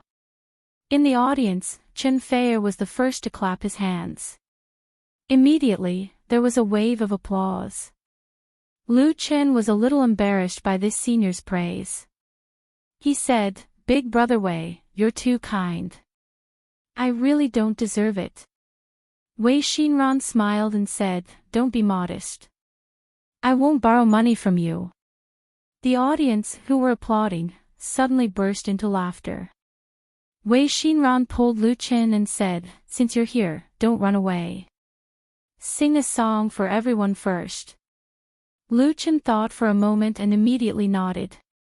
"Okay, but I want to sing a song with you, Big Brother Wei. What do you think?" He raised his voice at the last sentence and asked the audience.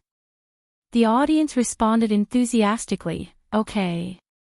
Wei Xinran had no objection and asked, "Then what song should we sing?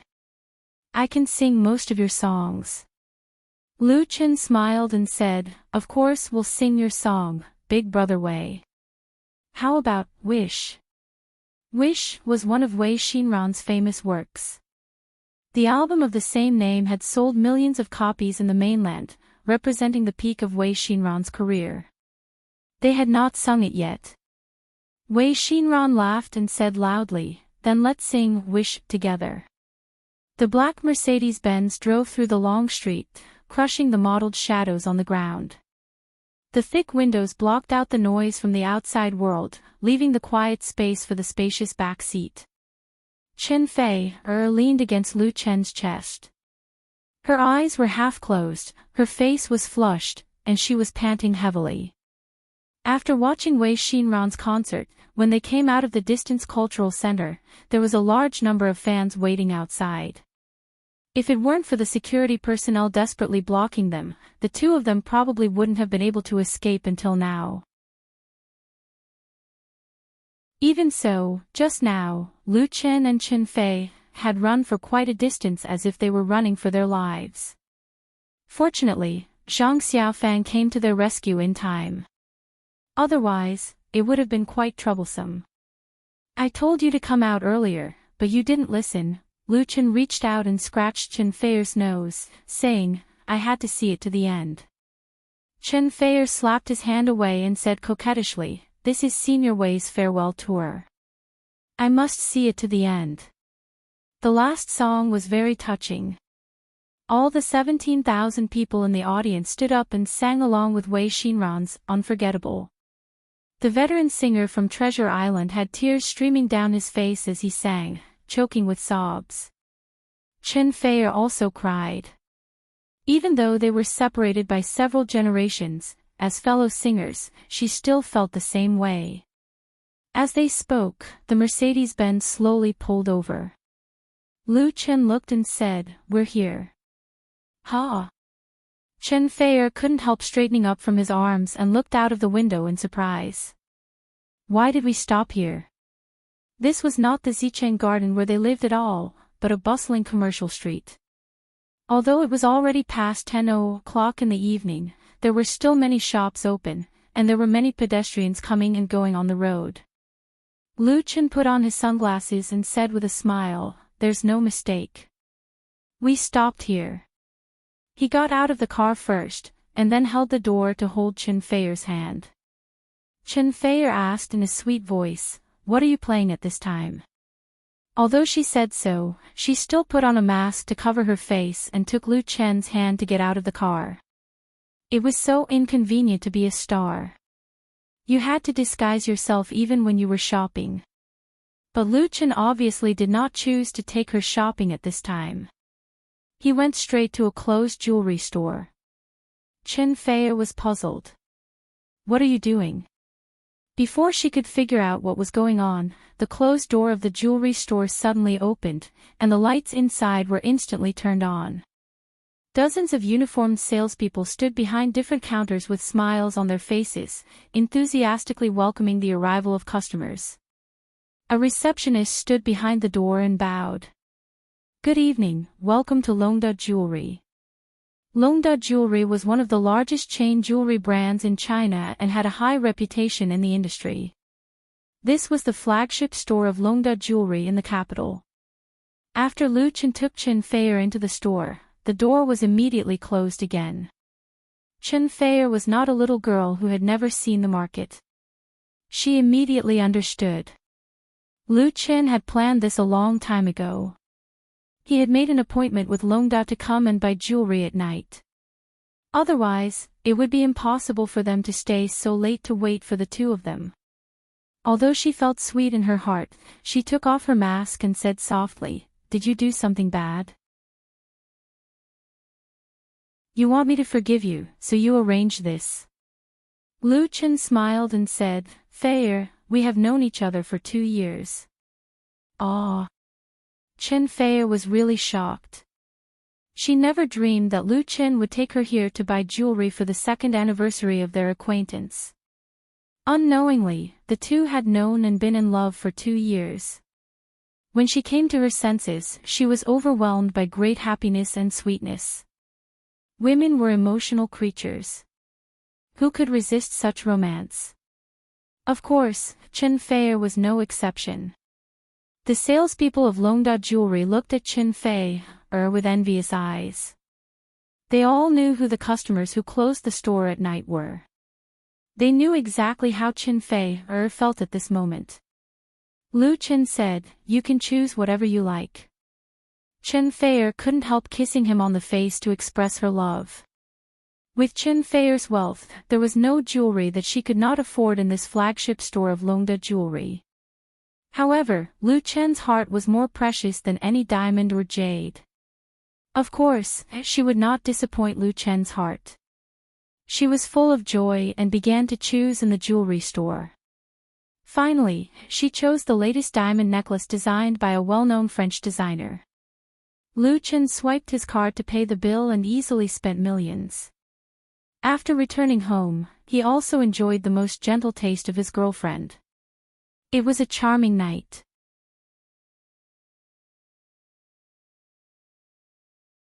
Chapter 653. Capital Film Academy, Block C, Room 317. It was already very hot in July in Beijing.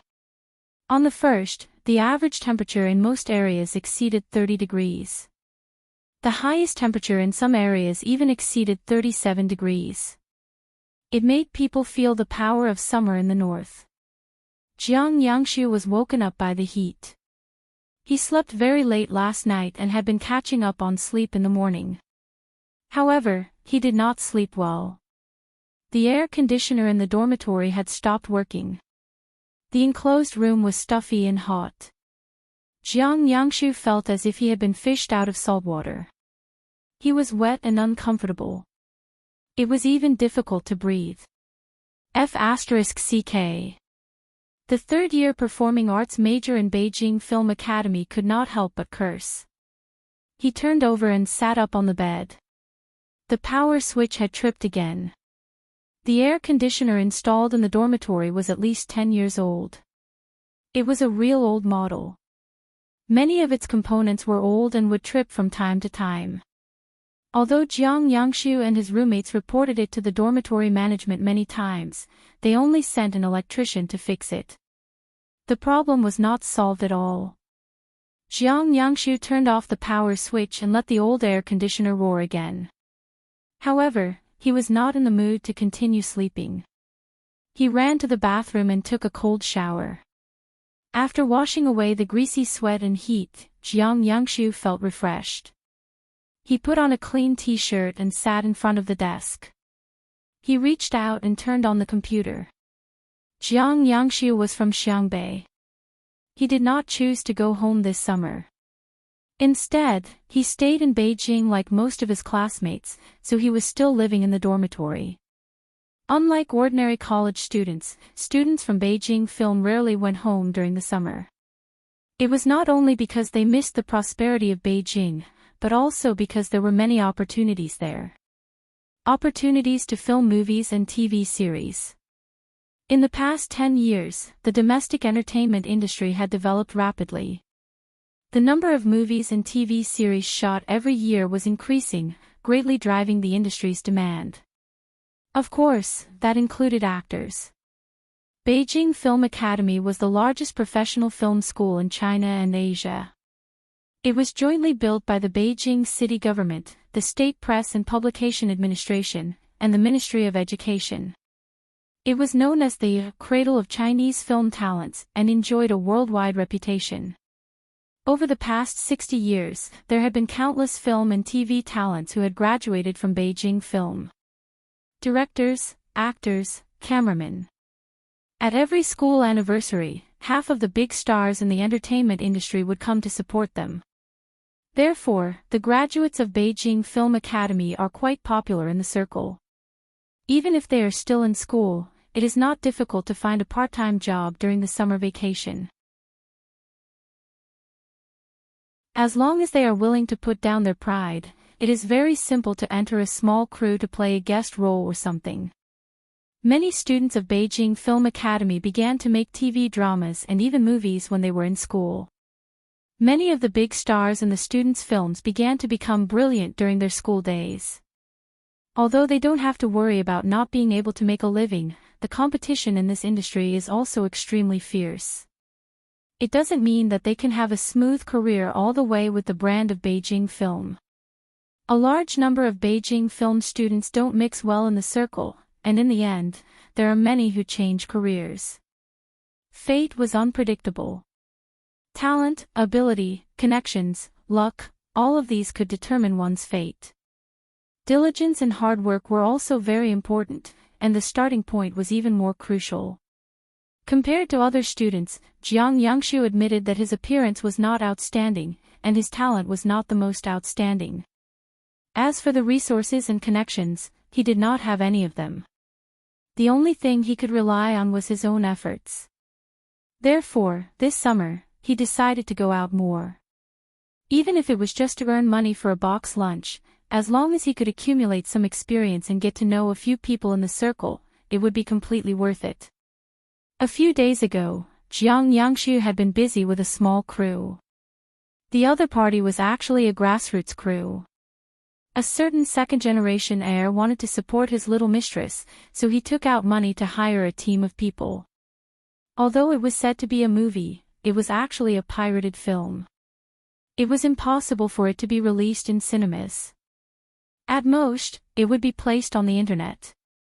If the click rate was not fake, it would be embarrassing to see others. Even so, Jiang Yangshu still cherished the opportunity given by his senior. After being introduced to the crew, he played the supporting role of a fourth male lead, and also did odd jobs. Last night, he was busy with the crew until 1 or 2 o'clock before returning to the dormitory. It was really tiring. However, Jiang Yangshu was willing to do it. After filming this movie, he would earn 5,000 yuan. Although 2,000 yuan would be given to the senior who introduced him to the crew, the remaining 3,000 yuan would be enough to cover his food expenses for a few months. If he could get more of the same job, he could even send some money back home. In order to support Jiang Yangshu's admission to the Capital Film Academy, his family had incurred a lot of debt. Jiang Yangshu had just opened the webpage when the door to the dormitory was pushed open. A lean man rushed in. "Jiang Yangshu, you're really here." Seeing Jiang Yangshu, the lean man shouted, "I called you many times, but your phone was switched off." "Senior." Jiang Yangshu hurriedly stood up to greet him. He patted his head and said in annoyance, "My phone must have run out of battery and automatically switched off. I came back too late last night and forgot to charge it." He turned around and took out his phone from under his pillow. Indeed, it had automatically switched off. This phone was also an old model from a few years ago. The battery was not very durable, and it basically needed to be charged every day. You can't do this. Hurry up and get a new phone. The senior waved his hand and said, if I can't contact you at the critical moment and miss the opportunity, you can go cry. Jiang Yangshu smiled and said, I'll buy one when I get the money for this job. The job he was doing now was introduced by this senior in front of him. He was a level 11 management major, but after graduating, he did not leave the school. Instead, he took on the role of a middleman and broker. To put it simply, this senior dealt with different film crews and recommended his juniors to work for them. Then, he took a referral fee from them. He was doing quite well. For a Beijing Film Academy student like Jiang Yangshu, he had no connections. Although he could find opportunities by working with film crews himself, it would undoubtedly take up a lot of time and capital. Moreover, if he met some unreliable ones, he would be lucky not to earn a single cent in the end. This senior was different. He had to take a commission, and the film crews he recommended could at least guarantee him money. Although the commission was a little high, Jiang Yangshu was happy to work with him. Although the senior was very smart, he was a good person. There were no problems with the few jobs he recommended. That was enough. Let's not talk about this first, the senior said. Did you know that Qinfei Media came to our Beijing Film Academy to cast today? What? Jiang Yangshu was shocked. Qinfei Media. Could it be that, you from the Star?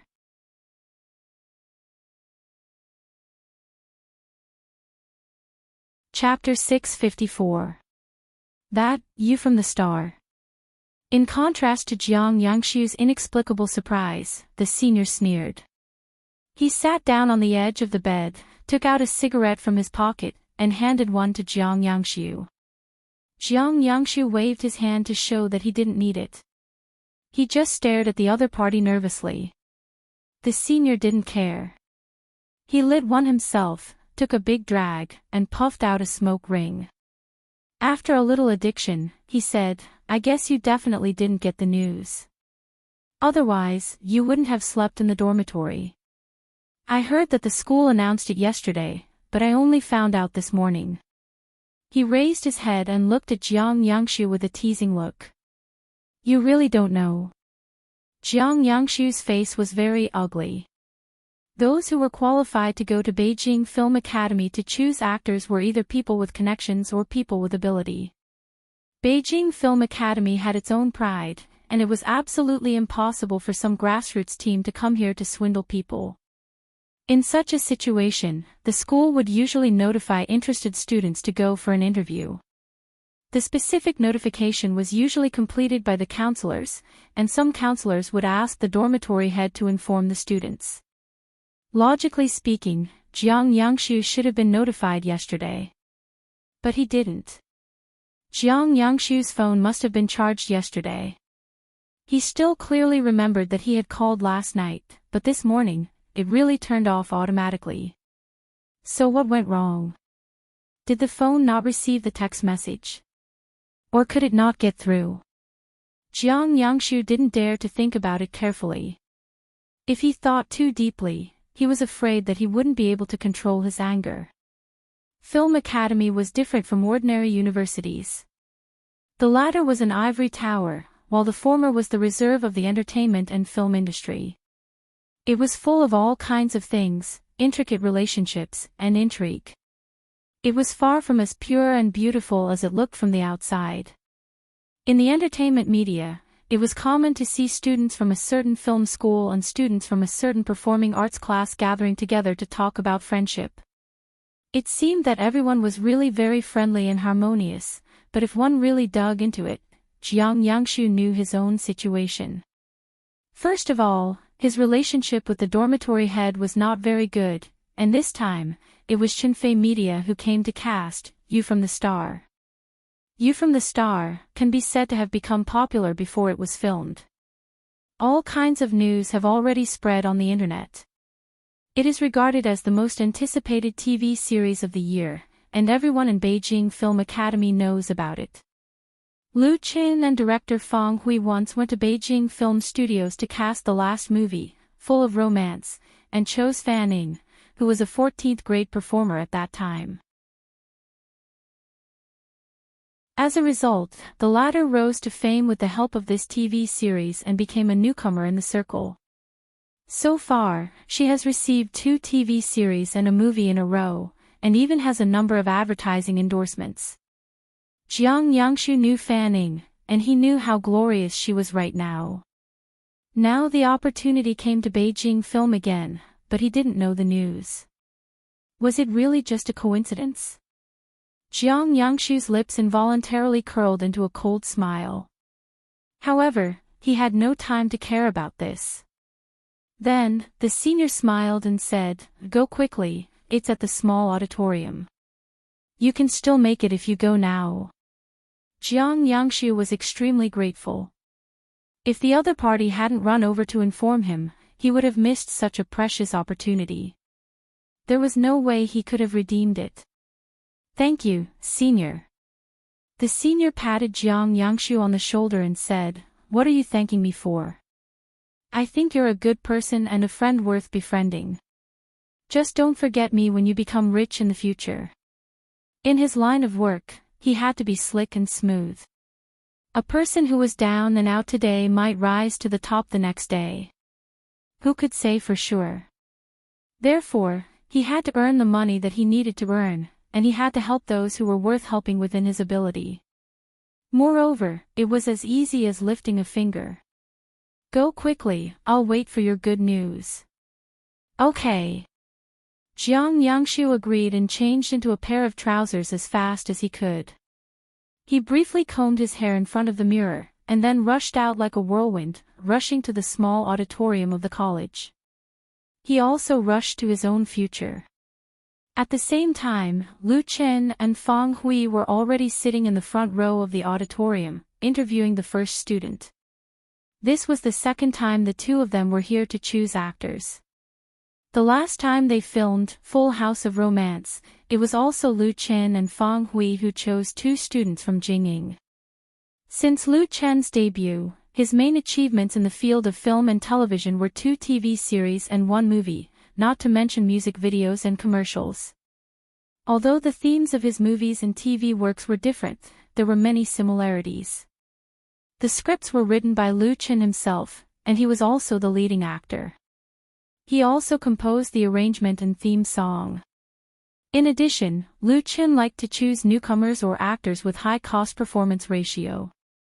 Apart from Chen Fei, he had never invited big names in the film and television industry. Even the directors he used were second or third rate. Of course, Fang Hui was now definitely a first-rate TV series director in the country. And all these similarities made people analyze. First of all, the production cost of Lu Chen's film and television works was very low.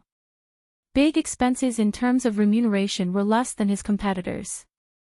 In today's film and television production, the remuneration of actors was the majority of the cost.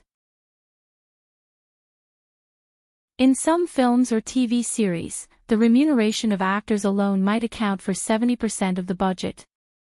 Such a situation was undoubtedly an abnormal phenomenon caused by the rapid development of the entertainment industry. The market value of stars was getting higher and higher, and they would not easily lower their net worth, so investors could only save money in shooting and production. As a result, there were more and more bad movies, more and more advertisements in films and television, and more audiences scolded. However, the bad movies played by big stars were still sought after. As long as there was a good hype, there was a possibility of profit, so this phenomenon could not be stopped. In turn, the high remuneration of star actors also attracted countless artists to devote themselves to it. But the films and TV series invested by Lu Chen were not like this. He liked to use newcomers in his films, and also made many originally unknown newcomers popular. It was okay to say that he was stingy and thrifty, but this ability was also very admirable. Therefore, for the students of Jing'ing, Lu Chen's new TV series was their best opportunity to choose actors in the college. Once they were selected, it was equivalent to directly stepping into the circle and having a very high starting point. There was already the best example before. So who wouldn't want to seize such an opportunity? However, in many cases, the more eager one was, the easier it was to go wrong. For example, the performance student who had just come on stage was also an experienced senior student. Not only did he overexert his impromptu performance, but he also mispronounced 2 words in a simple line. He was too nervous. Lu Chen shook his head at Fang Hui, who said with a smile, "Next."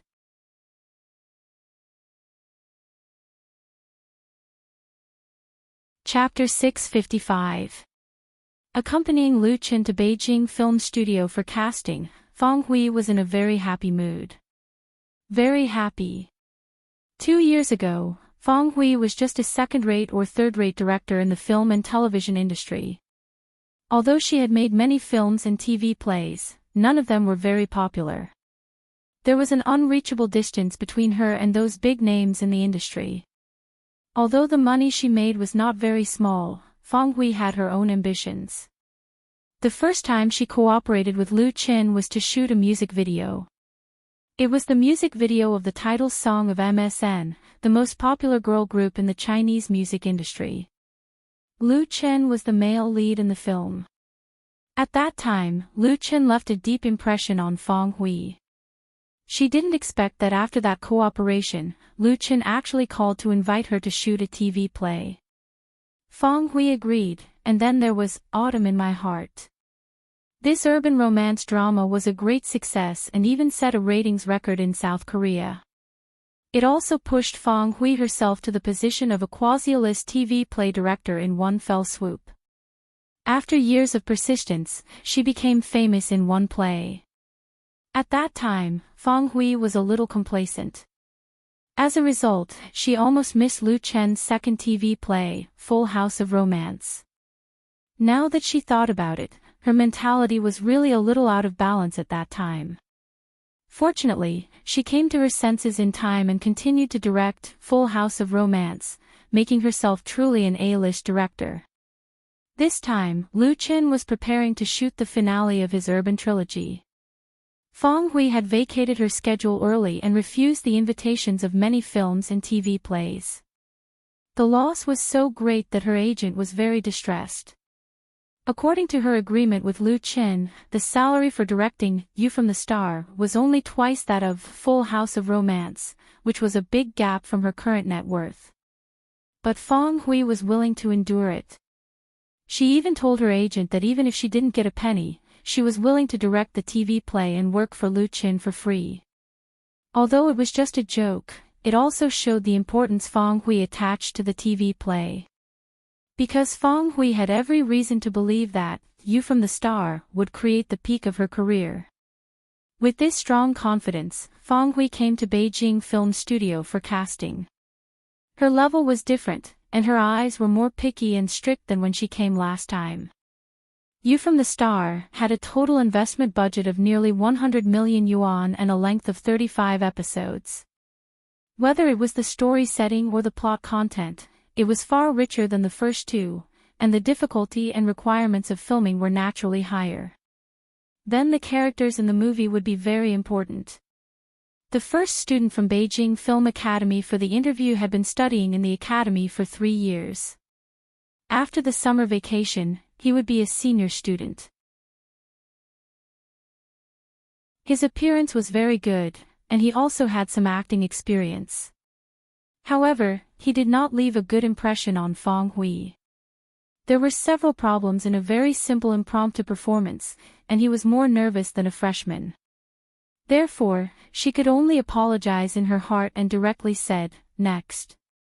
Jing Yingxing, who was on the stage, was very clear that he had messed up his performance. Facing his teacher's resentful gaze from the audience, he was so ashamed that he wished he could find a hole to crawl into. He just wanted to find a place to fiercely slap himself. Being the first to go on stage was very stressful, but it was also easy to leave a deep impression on the director. The result was a bad impression. The most important thing was that he knew too well what this opportunity meant to him. For a moment, his blood surged and he asked, "Teacher Lu, Teacher Fang, can you give me another chance?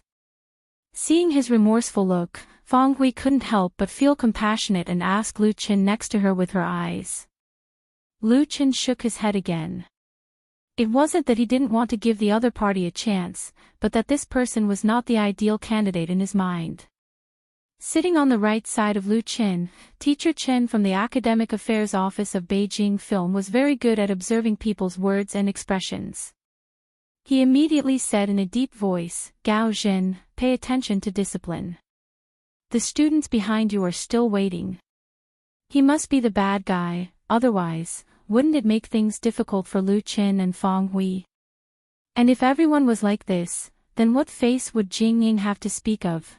Wouldn't the students be taught too badly? Gao Zhen drooped his head and wilted off the stage like a frosted eggplant. Most of the students backstage who also came for the interview cast a gloating look at him, and a few who were familiar with Gao Zhen comforted him. As for what they thought in their hearts, that was another story. Opportunities were very precious and rare. A TV series of this level was really a pit for every radish. Under normal circumstances, it was impossible for students like them to have a chance. That was to say, Lu Qin especially liked to use newcomers, so everyone had a chance.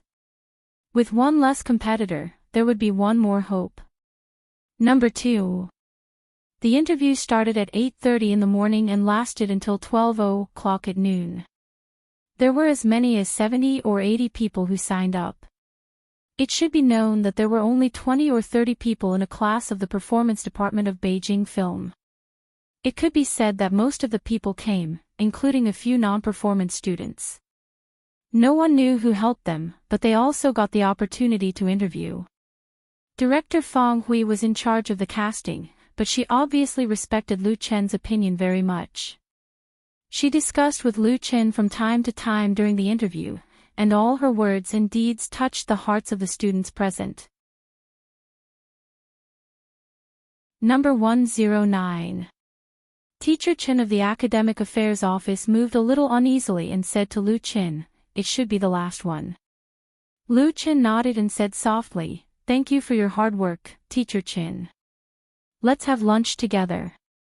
Teacher Chen smiled and said, "It's not hard, it's my job." He was eager for Lu Qin to pick a few more students. Although the influence of Beijing Film is accumulated by a group of excellent students, luck is really very important in this circle. TN, Beijing Film Studio is a place where a group of excellent students have accumulated. In the circle, Lu Qin had the reputation of a gold touch and new star-making machine. If Beijing Film could establish a long-term good cooperative relationship with this young man who had the ability to call the wind and summon the rain in the entertainment circle, there would be many benefits and no harm. While talking, the last student walked to the middle of the stage and bowed slightly awkwardly.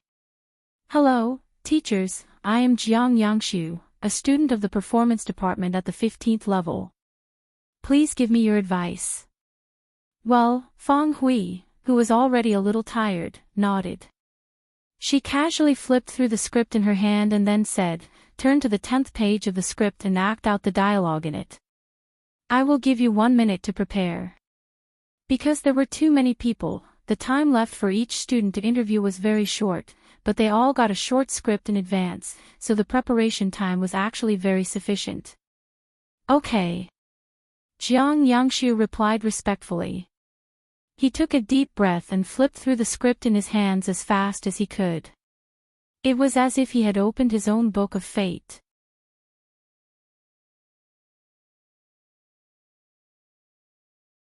Chapter 656. The girl number 17 is good, the boy number 47 is also good, and, on the way back from Beijing Film, Fang Hui sat in the car and flipped through the notes in her hand. She said to Lu Qin, "The last one is called Jiang Yangshu. I think he is quite suitable to play Hu Li," and, she smiled and said, "This boy is a bit like you." Jiang Yangshu, the last person to be interviewed, left a deep impression on Fang Hui. First of all, his performance on the stage was remarkable. He recited a few lines with sincerity. Although he was a little nervous, he appropriately highlighted the characteristics of the character. Fang Hui was quite satisfied with this boy. Moreover, her impression of Jiang Yangshu was quite similar to the first time she met Lu Qin. Both of them were young, tall, and handsome, but Lu Chen's temperament was more mature, while Jiang Yangshu was more immature, with the bookish air of a college student. And the supporting male character in You from the Star, Hu Li, happened to be a college student. Lu Chen pondered for a moment, nodded and said, I think it's okay. Choose him for Hu Li, and put the other two on the waiting list. If there are no better choices, then use them. Okay. Fang Hui nodded and drew a big red circle around Jiang Yangshu's name. Lucky boy, she said silently in her heart. Although she was in charge of the casting of You from the Star this time, Fang Hui knew very well that she was actually a screenwriter, and the real decision-maker was Lu Qin. Fang Hui did not feel that her rights and responsibilities were offended, because Lu Qin was not only the lead actor, but also the screenwriter and the main investor of this TV series. He had the absolute right to speak. She was already extremely satisfied to be able to direct You from the Star, so she did not need to care about such a small matter. Moreover, Lu Chen's vision was also very brilliant. Autumn in My Heart and Full of Romance made a few newcomers popular. She knew very well. It was as if Fang Hui saw another new star rising. At this moment, the student from Beijing Film, whose name was mentioned in the circle, was returning to his dormitory uneasily. Senior was still there. When he saw Jiang Yangshu, he immediately jumped up from the bed and asked anxiously, How was it? Jiang Yangshu smiled bitterly, I don't know either. Let's wait for the news. The senior realized that he had lost his composure and said embarrassedly, That's true, the results won't come out so soon. Under normal circumstances, even if one was selected, it would take at least 2 to 3 days to be on the list. Usually, there would be a second round of interviews. Jinfei Media was not a grassroots team. Jiang Yangshu relaxed. He patted the senior's shoulder and said, Senior, you haven't eaten yet, right? I'll treat you at noon. Let's go to a small restaurant outside for a meal. The senior beamed with joy. I was waiting for you to say that. Jiang Yangshu burst into laughter. So the two of them left the dormitory and went out to eat. On the way, Jiang Yangshu bumped into a few girls. One of the girls greeted him, Jiang Yangshu, where are you guys going? Jiang Yangshu was stunned and instinctively replied, going out to eat. As he spoke, his gaze involuntarily fell on the other beautiful girl beside him. This was Jiang Yangshu's junior in the same major. They had known each other for a year and he had a good impression of her. However, he had not taken the initiative to pursue her and confess his feelings. He just liked her silently. Jiang Yangshu knew himself well. He was not the best in the film academy, which was full of talents. He did not have much money in his pocket and often had to work part-time. He lacked the foundation to fall in love. The girl blushed under Jiang Yangshu's gaze, but she still nodded to him. The girl who greeted Jiang Yangshu looked ordinary, but she had a shrewd personality. She smiled and asked, Jiang Yangshu, why are you staring at our sister Hongshu like that? Jiang Yangshu blushed and did not know how to answer. Fortunately, he had a companion. The senior smiled and said, Can't you tell? Our Yangshu wants to treat everyone to a meal. I wonder if you ladies would like to do us the honor. The girls looked at each other and agreed with a smile. They were all young people and classmates. Although they studied different majors, there was no need to worry about not having a common topic. Thus, the two of them became a group and asked for a small private room in a restaurant outside the academy. They then ordered 7 or 8 dishes and a case of beer, chatting and laughing as they ate. The pretty girl named Hongshu was arranged to sit next to Jiang Yangshu. She sipped the beer in her glass and glanced at Jiang Yangshu. Jiang Yangshu, you're the last one to go on stage today, right? Jiang Yangshu nodded. Yes. I saw you. You performed very well. There were many people attending the interview today, and Su Hongxiu was one of the first to appear. She was a little embarrassed. Thank you. When it came to this topic, everyone started talking at once. Lu Qin is really handsome, but he looks a little different from how he looks on TV. I wonder who he will choose this time. Mr. Chen said that he might choose 2 or 3 people. It would be lucky to be chosen. I just saw it on the internet last night. This TV series has more than 1 million fans. The filming hasn't even started yet, but there's no news on the blog. It's really amazing. It will definitely be the #1 in the ratings again. As they talked, the topic shifted to Su Hongxiu and Jiang Yangxiu. Because both of them were from the acting department and had attended the interview this morning. Jiang Yangxiu, Su Hongxiu, maybe both of you will be chosen. Hee, if you become big stars, remember to take care of us brothers and sisters. Both of them blushed. Jiang Yangxiu quickly waved his hand and said, I'm just kidding. Ring ring ring, he was just about to say, I won't be so lucky, when his phone in his pocket rang. Jiang Yangxiu quickly took out his phone and answered. Hello. He thought it was a call from someone in the crew who was working part-time. He reckoned that it was something urgent. There were a lot of things to do in a lousy crew. Then, Jiang Yangxiu's expression quickly changed. Okay. No problem. Thank you. He hung up and was stunned. After a while, Jiang Yangxiu realized that everyone was staring at him. The senior asked curiously, Yangxiu, what's wrong? Jiang Yangxiu touched his face with a look of disbelief. Chen Fei Media called me. They want me to attend the interview tomorrow. As soon as he said that, the room was silent at first, then screams suddenly rang out.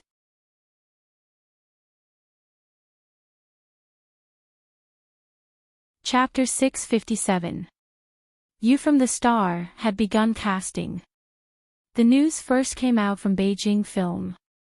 In less than a day, everyone in the entertainment industry in Beijing knew about it, and then it was quickly passed on the internet, triggering a wave of public opinion.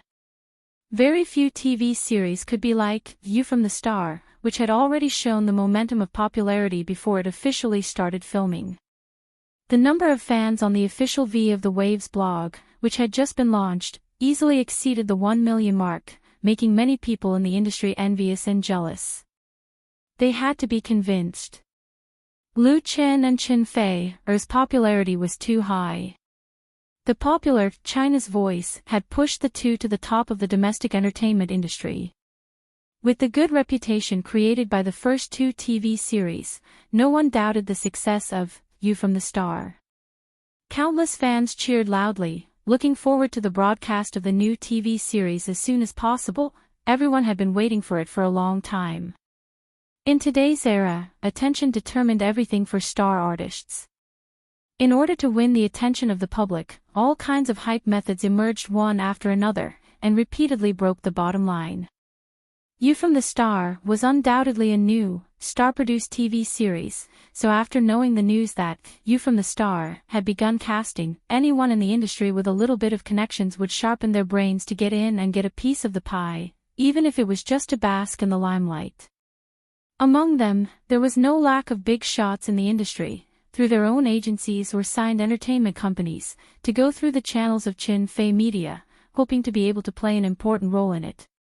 In addition to these individual investors, the partners of You from the Star, such as the 2 major satellite TV stations, South Korea's KGS TV station, SPG, Crown Pictures, etc., also had their own demands. SPG even wanted to introduce 2 South Korean rookies under its banner into this TV series. As a result, Qin Fei Media once again became crowded. General Manager Lu Shi's 2 mobile phones were blown up by calls from all kinds of people, which made her extremely worried every day. As a result, her anger rose, and a few pimples appeared on her face. As key figures of Qin Fei Media, Lu Qin and Qin Fei were naturally the focus of everyone's PR. The two of them could easily get any role other than the male and female leads. However, to their disappointment, Lu Qin and Qin Fei seemed to have disappeared at this time. The two's work phones were in the hands of their agents or assistants. Qin Fei Media also refused to disclose their whereabouts and even declined many interview invitations from the media. Where did the two of them go? In fact, the answer was not mysterious at all. Lu Qin and Qin Fei were in the capital, in their own home. The sun had just set, and the sky was getting dark. The high-rise buildings in the Xicheng Garden District were lit up. Unit 1701 of Block 7 was also brightly lit. In the kitchen, Qin Fei was busy in front of the stove.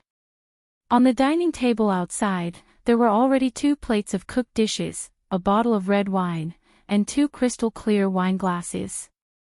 The queen of the music industry, who was regarded as the national goddess by countless fans, was wearing a thin white shirt and a pair of black hot pants, revealing 2 straight and white long legs. She did not have any makeup on, but she had a kind of seductive and sexy charm. Her hair was casually tied with a rubber band, and she even had a headscarf wrapped around her head. With one hand holding the handle of the iron pot, and the other holding a spatula, she skillfully stir-fried. If Qin Fei's fans saw this scene, they would definitely be shocked. Under her manipulation, the long beef fillet and the sliced green pepper were mixed with each other, exuding a tempting fragrance under the effect of the high temperature of the hot oil. It was so tender and smooth that it made people salivate. Lu Qin, who had just slipped into the kitchen, was already drooling. He quietly walked behind Qin Fei, who was concentrating on cooking the beef fillet with green pepper. He reached out and hugged the slender waist of the beautiful female chef. Qin Fei was shocked, and immediately said coquettishly, "Don't mess around, I haven't put it on the plate yet." Lu Qin reluctantly let go of his girlfriend, and watched as she put the stir-fried dishes on the porcelain plate. He took the chopsticks, picked up a fresh and hot beef fillet, and stuffed it into his mouth. After chewing a few times, he swallowed it, and couldn't help but give Qin Fei a thumbs up. "It's so delicious." Qin Fei originally did not know how to cook. At most, she could fry eggs and stir-fry vegetables. However, at the beginning of the year, her family hired an auntie to take care of the daily housekeeping, and she began to learn how to cook. This auntie was a southerner, and she had been working as a housekeeper for more than 20 years. She was proficient in cooking, gardening, and housekeeping. As a superstar like Qin Fei, she was naturally very willing to teach her unique skills. Under the auntie's careful guidance and her own hard work, Qin Fei was now able to make a few decent dishes. Although she could not compare to a professional chef, she was barely at the level of a housewife. Of course, for Lu Qin, the dishes that she personally cooked were definitely the most delicious in the world. Qin Fei's little face was filled with pride. "Go, go, go, stop flattering me. Hurry up and bring it over, I'll cook another dish." Lu Qin chuckled, and quickly kissed Qin Fei's pretty face. Then, as she pouted coquettishly, he brought the plate of stir-fried beef fillet with green pepper to the dining table outside. He sat down at the dining table and opened the bottle of red wine. He was too lazy to sober up, so he directly poured the wine into a glass, and slowly swirled the glass. Looking at the delicate figure who was busy in the kitchen, Lu Qin only felt happy, peaceful, and warm in his heart. Since he entered the entertainment industry, such leisurely and comfortable days were really getting fewer and fewer. Therefore, when he returned to the capital from Hangzhou this time, after finishing the most important things, he and Qin Fei gave themselves a vacation. They hid at home and did not go out. They cut off most of their contact with the outside world and enjoyed the good time together. Of course, they also avoided the trouble caused by the casting of You from the Star. Several important supporting roles had been determined. As for the other roles in the play, Lu Chen delegated the power to director Fang Hui. He asked her to discuss with Lu Shi and negotiate with the partners. He put aside his work, and Chen Fei also accompanied him to decline a lot of work. In short, it was to put aside the trouble and be lazy. Tasting the wine in the glass and tasting the dishes cooked by Chen Fei, Lu Chen really wanted to live like this forever. In fact, to be honest, the wealth accumulated by the two of them could not be spent in several lifetimes, so it was very simple for them to live like this. However, that kind of life was not what he really wanted, and the same was true for Chen Fei. Maybe there would be a day when they would leave the prosperity, but now they were both very young, and the wonderful life had just begun.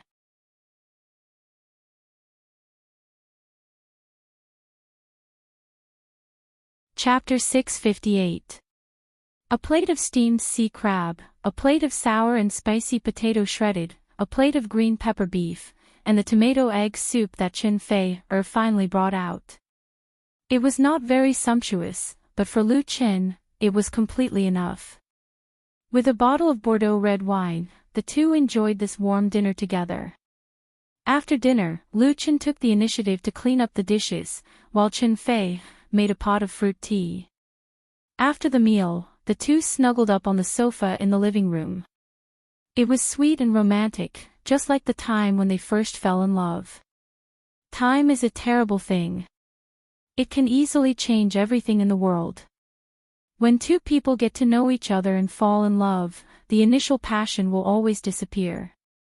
It will either transform into deeper feelings, or it will break up. Lu Chen and Chen Fei have known and been in love for 2 years. They usually spend less time together and more time apart. Not only did their relationship not suffer any twists and turns because of this, but like aged wine, they became more and more mellow. It was too common for men and women in the entertainment industry to break up and get back together. Because of this, the two cherished this hard-won relationship even more. Living together, there were inevitably some small conflicts. Sometimes Chen Fei was in a bad mood, and she would quarrel with Lu Chen, but Lu Chen always erased the problems between the two with his own tolerance. Although Chen Fei was older than Lu Chen, in reality, the positions of the two were reversed. "I'm so full." Chen Fei leaned lazily in Lu Chen's arms, and said with half-closed eyes, "Let's go out for a walk tonight." Lu Chen stroked her hair and said with a smile, "Okay, where do you want to go?" The two had been hiding at home for 3 days. They basically didn't go out much. Their usual food was bought from the supermarket by Auntie Zhongdian. Chen Fei thought for a moment and said, "Let's go for a walk first, and then go to Forget Worries bar to play." Now she and Lu Chen were standing on the cusp of the entertainment industry. You from the Star was about to start shooting, and there were countless media watching. It was not very convenient to go anywhere. Forget Worries bar was a little better. After all, it was considered half of Lu Chen's territory, so nothing would happen. So the two left home together and went for a walk in the nearby park.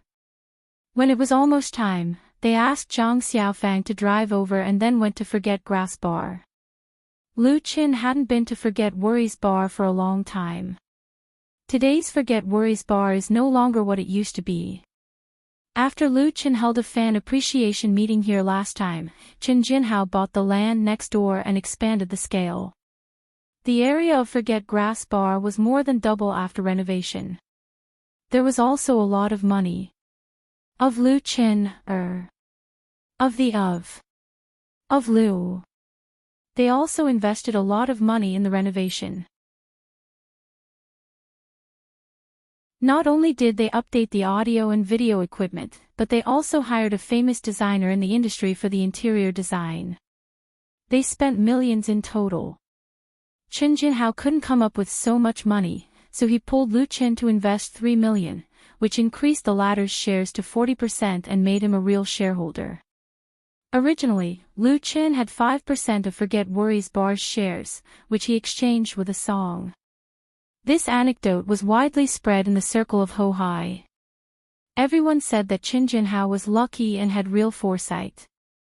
Forget Grass Bar became famous because of Lu Qin, and business was very good every day. Lu Qin used 3 million to increase his shares to 40%. From a business point of view, it was not a loss at all. But now Lu Qin didn't care about the shares of a bar. He invested to help Qin Jinhao and to continue the friendship between the two sides. The new is better than the old. When Lu Qin brought Qin Fei to Forget Worries bar, the bar was basically full. It was not even 9 o'clock, and there was still some time before the nightlife started. This situation could only show how good Forget Worries bar's business was. Although you're not here, this place is full of your legend. Seeing Qin Jinhao again in the bar's office, the boss and nanny of Forget Worries bar used an online joke to tease Lu Qin and said, "Come here more if you have time, you're also the boss now." Although it was a joke, it was also very reasonable. Nowadays, Forget Worries bar's customer base included many people in the industry, and even the resident singers of other bars. Many people came here with the mentality of a pilgrimage to have a drink and see the place where Lu Qin started. In Hohai, Lu Qin was undoubtedly a legend among the singers. Lu Qin laughed and said, "Aren't I here now?" Qin Jinhao patted him on the shoulder and said, "Since you're here, stay for a while. A lot of old customers miss you." Qin Jinhao also knew that the current Lu Qin was completely different from before. He was successful and entangled with many things. It was not easy to come here, but he still hoped that Lu Qin would come often. Not for business, but to continue a bit of the past. Forget Grass Bar's business was already good enough. "Call me godmother, call me." While Lu Qin was chatting with Qin Jinhao, Qin Fei was teasing his son. Sister Na was also there. Since marrying Qin Jinhao, she basically withdrew from the circle and peacefully stayed at home to support her husband and raise her son. However, after the internet cafe was renovated, business became busier. Qin Jinhao had to stay in the bar, so sometimes Sister Na would bring her son over to avoid boredom at home and also to help out. Today, she happened to be here. Qin Jinhao and Sister Na's son was about to turn 1 year old. Compared to a few months after he was born, he grew up a lot stronger. He was white and chubby and looked very cute. However, how could he call her aunt now? In the face of Qin Fei's teasing, he could only dance and babble in response. This made Qin Fei so happy that he didn't want to let go. Last time when Lu Qin held a fan meeting at Forget Grass Bar, Qin Fei had seen Sister Na's fat son, Qin Kongping. At that time, he also said that he wanted to be Qin Kongping's godmother. Now this identity was officially confirmed. Sister Na beamed with joy and pulled Qin Fei to whisper. No one knew what she said, but her face turned red. Qin Jinhao said to Lu Qin, "Let them play here, let's go down and have a drink." Lu Qin, of course, had no objection. He told Qin Fei and went down to the bar. His appearance inevitably caused a sensation among the guests. Everyone knew the relationship between Lu Qin and Forget Grass Bar, but Lu Qin rarely appeared here. Today's appearance was undoubtedly an unexpected surprise for them. Fortunately, Forget Grass Bar's customers were mature and rational. They wouldn't rush up to ask for autographs and photos, but there were many customers who used their mobile phones to take photos. Lu Qin had long been accustomed to this kind of attention. He didn't mind and sat down in front of the bar.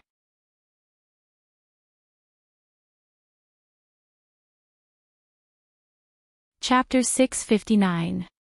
When Lu Qin officially became a shareholder of Forget Worries Bar, Qin Jinhao told him that there would always be a place for him here. Boss Qin didn't say that casually. After Forget Worries Bar was renovated, the size of the bar doubled, and there was a special seat for Lu Qin, a seat reserved for him forever. Usually, no matter how high the bar's business was, this seat was always empty. If someone wanted to sit, the bartender or other customers would kindly remind him. In fact, this was also a small gimmick of Forget Grass Bar. The existence of this special seat was to tell everyone that this bar had a big star as a shareholder, and if one frequented it, there might be an unexpected surprise. However, after Forget Worries Bar reopened, this was the first time that this seat welcomed its owner. Regarding Qin Jinhao's kindness, or more accurately, his thoughts, Lu Qin just smiled faintly. Have a beer. The bartender was no longer the original David. This romantic and witty guy had gone to the south to pursue his love. Now he was replaced by a pure foreigner, Rodney. Rodney was an American. After graduating from college, he came to China to travel, and then fell in love with this city. He chose to stay and work. He used to work part-time in a bar in New York, so he was not a novice. Rodney was very young, with brown hair and blue eyes. He was also very handsome, and he spoke good Chinese. He knew Lu Qin, and he seemed to admire Lu Qin. Lu, I've heard all your songs. You're the best singer. This foreigner spoke very directly, and his praise was also very direct. Lu Qin smiled and said, "Thank you." Rodney handed Lu Qin a glass of beer and asked curiously, "Lu, will you sing tonight?" Lu Qin took a sip and said, "Maybe." As they spoke, Chen Fei came down from upstairs and came to Lu Qin's side. "What are you guys talking about?"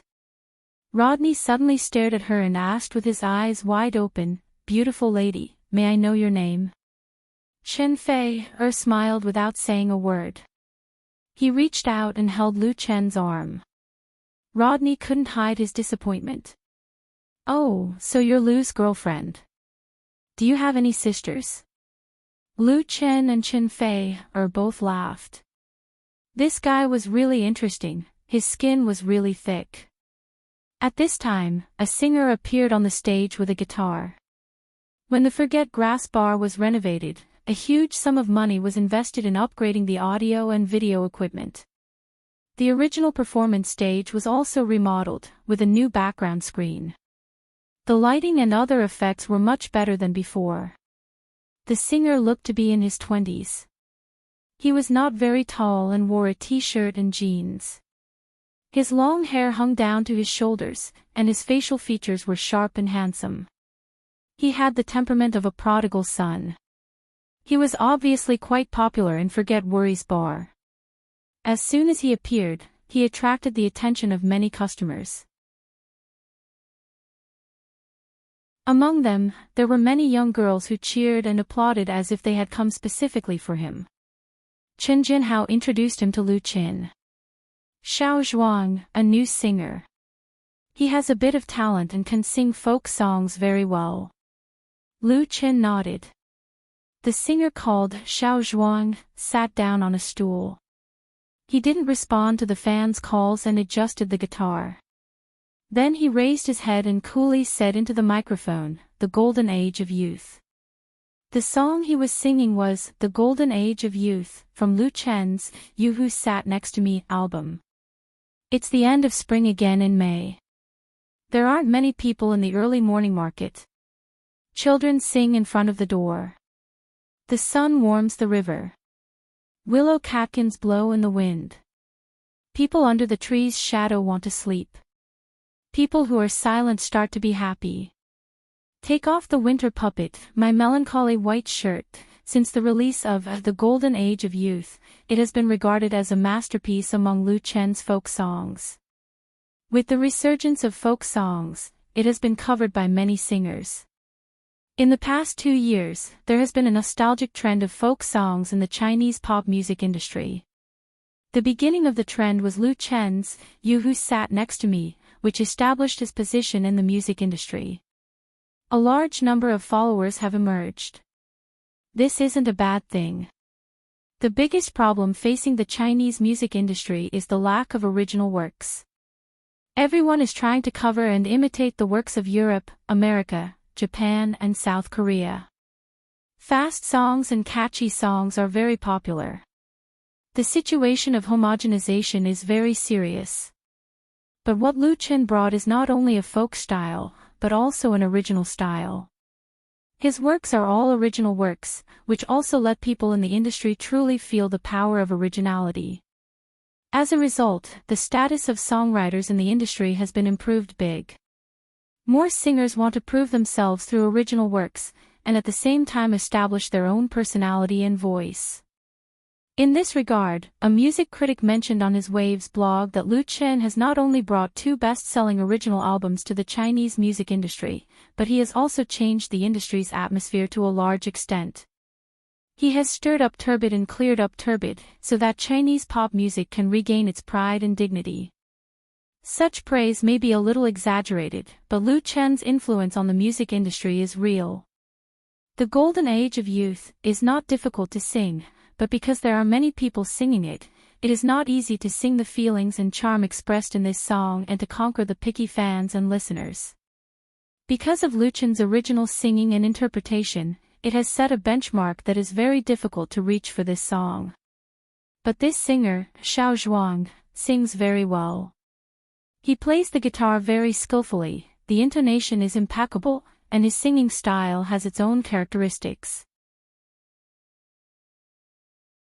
Just as Qin Jinhao said, he has talent, coupled with his handsome appearance, no wonder he can attract a lot of fans. Chen Fei whispered to Lu Chen and joked, "Do you feel pressured?" When Xiao Zhuang sang, everyone's attention was on him, and few people were still staring at Lu Chen. Lu Chen laughed involuntarily. Qin Jinhao said, "This little guy admires you very much. He came to forget worries bar because of you."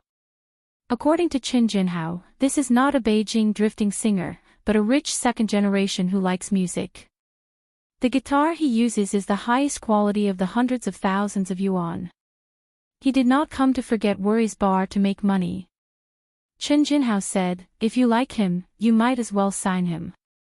He is a good seedling worth cultivating." Today, Qin Fei Media has started to sign people. Although they did not sign many, everyone in the industry knew about it. Lu Chen was a little interested, then call him over and ask him. At this time, Xiao Zhuang just finished singing The Golden Age of Youth. He still looked cool, and did not interact with the fans. He carried his guitar backstage.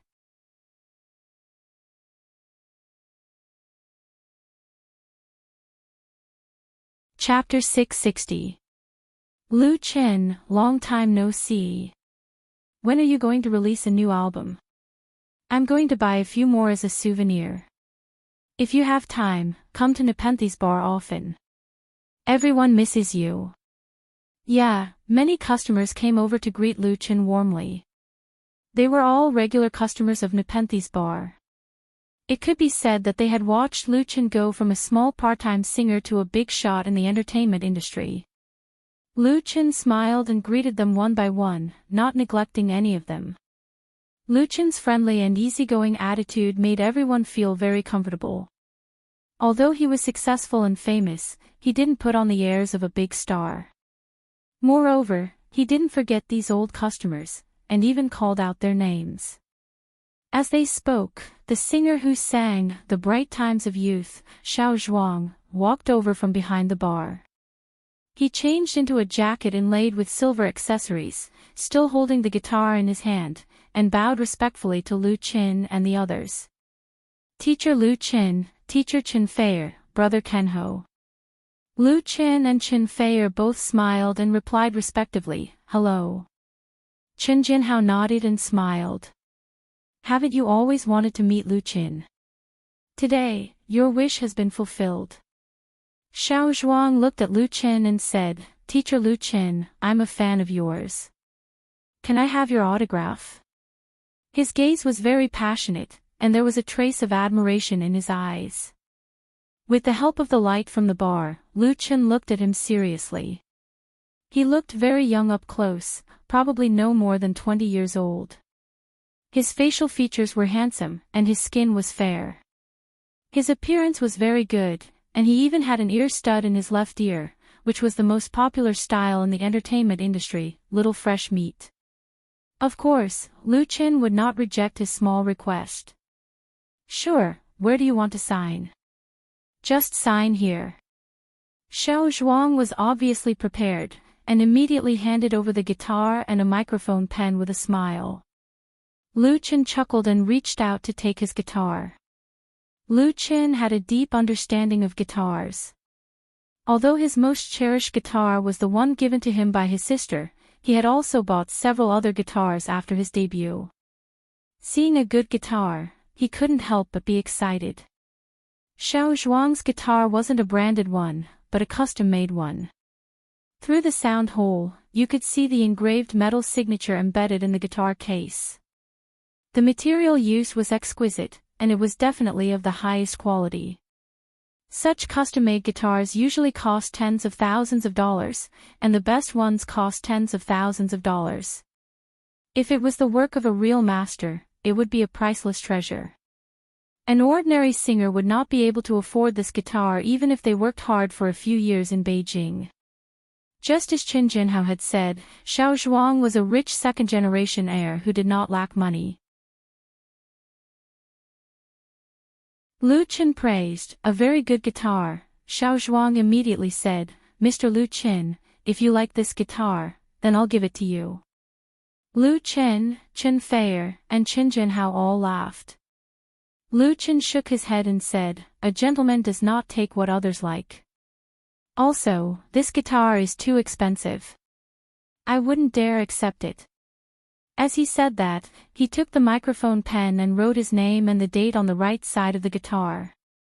"Thank you, Mr. Lu Chen." Xiao Zhuang was very disappointed that he didn't get a guitar.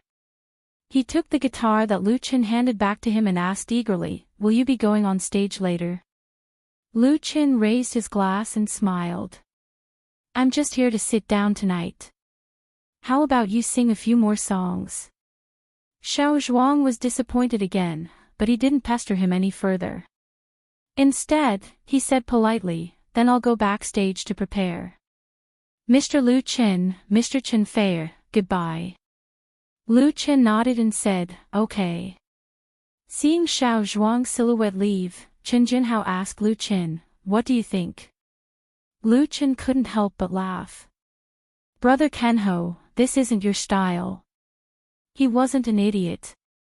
How could he not see that Qin Jinhao had the intention of recommending Xiao Zhuang to Qinfei Media? Lu Chen and Qin Jinhao had known each other for more than 3 years. He knew that Qin Jinhao normally wouldn't meddle in this kind of business. Unless there was a favor that couldn't be erased. Qin Jinhao rubbed his chin and smiled bitterly. "Indeed, it's mainly because I owe his uncle a favor." Qin Jinhao didn't hide it. He honestly explained why he recommended Xiao Zhuang. Xiao Zhuang's uncle had helped Qin Jinhao a lot before, and he still hadn't returned the favor. If it wasn't for that, Xiao Zhuang wouldn't be singing at Nepenthes Bar, and his ambition wouldn't be at Nepenthes Bar. Of course, Xiao Zhuang had the ability and talent. Otherwise, Qin Jinhao would rather owe him a favor than tell Lu Chen. Before Lu Chen could say anything, Chen Fei said, "Then let's arrange a time and have him come to the company to try. We also want to sign someone, and the key is that he has a good character." Qin Jinhao said seriously, "Xiao Zhuang is a good kid. He doesn't have the bad habits of a rich family. He just wants to be a singer and a star." He knew that since Qin Fei had spoken, this matter was basically in the bag. He could finally return the favor. As for whether or not he would owe Lu Chen another favor, that was another matter. Lu Chen thought for a moment, then said, "Then let's give it a try first." After a new round of expansion, Qinfei Media could no longer serve only him and Qinfei. That would be a waste of resources, and it would be difficult to continue growing. Therefore, it was imperative to sign someone. However, whether it was Lu Chen or Qinfei, they were very cautious in this aspect. They would rather have nothing than a substandard signing. They would not lower their standards just to meet the requirements of expansion, and that would leave a hidden danger for the company's development. Therefore, up until now, Qinfei Media had not signed a single new artist. Originally, the most likely winner of the Voice of China's final champion might very well be Xiao Zhuang. Lu Qin had a good impression of Xiao Zhuang. He met all the requirements and was very polite. He didn't seem like a scheming person, and he could tell that he truly loved music. That was enough. Chen Jinhao smiled. That's great. This kid will be very happy to know. Chen Fei pursed her lips into a smile, then asked Lu Qin, you really don't want to go up and sing a few songs? Lu Qin held her hand and said, tonight, I only want to sing for you. He did not come to forget Worry's bar to sing. If he didn't want to sing, then he wouldn't. Although they had been in love for a long time, Chen Fei still blushed at Lu Chen's words of love, and her heart was stirred. Chen Jinhao, on the other hand, was trembling all over and said unhappily, hey, I'm still here. These two guys were getting better at showing off their love. They even dared to say all kinds of mushy words of love. Lu Chen laughed, then pulled Chen Fei's hand and said, let's go. He wanted to go home. That was also what Chen Fei wanted.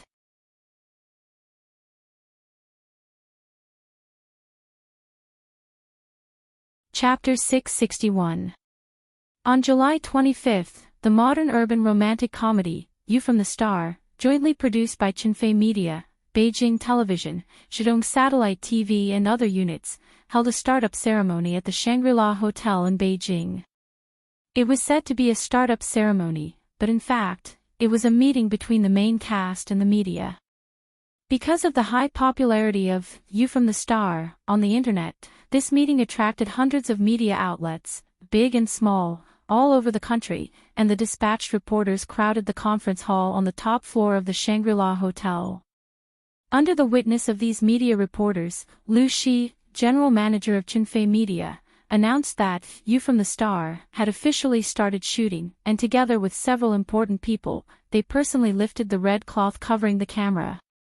In addition to Lu Shi, Lu Chen, Chen Fei, and others from Qinfei Media, there were also senior executives of the two satellite TV stations, as well as director Fang Hui and more than a dozen actors.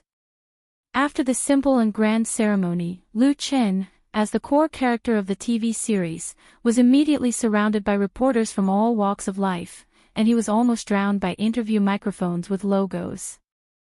Lu Chen, who had disappeared from the media some time ago, answered their questions patiently with a smile on his face. Mr. Lu Chen, how long is it expected to take to shoot You from the Star? The first question came from a reporter from Entertainment Weekly. Lu Chen replied without hesitation, it is expected to be completed in 2 to 3 months. This TV series is different from the two I have made before. It involves a lot of special effects, so the investment is very high and the shooting cycle will be long. The other party asked, so the domestic audience won't be able to see it until October? No, Lu Chen shook his head with a smile and said, if the shooting goes well, the audience will be able to watch the first episode of You from the Star as soon as August 15th. We will use the method of shooting and broadcasting at the same time to launch this new series to the national TV audience. You from the Star is a weekly drama. This is undoubtedly a big highlight, especially for the vast number of TV audiences. It is absolutely good news. Because they didn't need to wait for the filming of You from the Star to be completed, they could watch it first. Weekly dramas were first popular in Europe and the United States.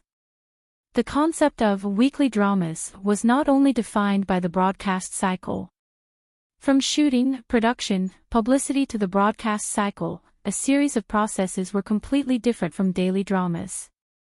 It was easy for people to simply understand weekly dramas as TV dramas that were broadcast on a weekly basis, but in fact, that was not the case. The key characteristic of weekly dramas was to be broadcast while filming.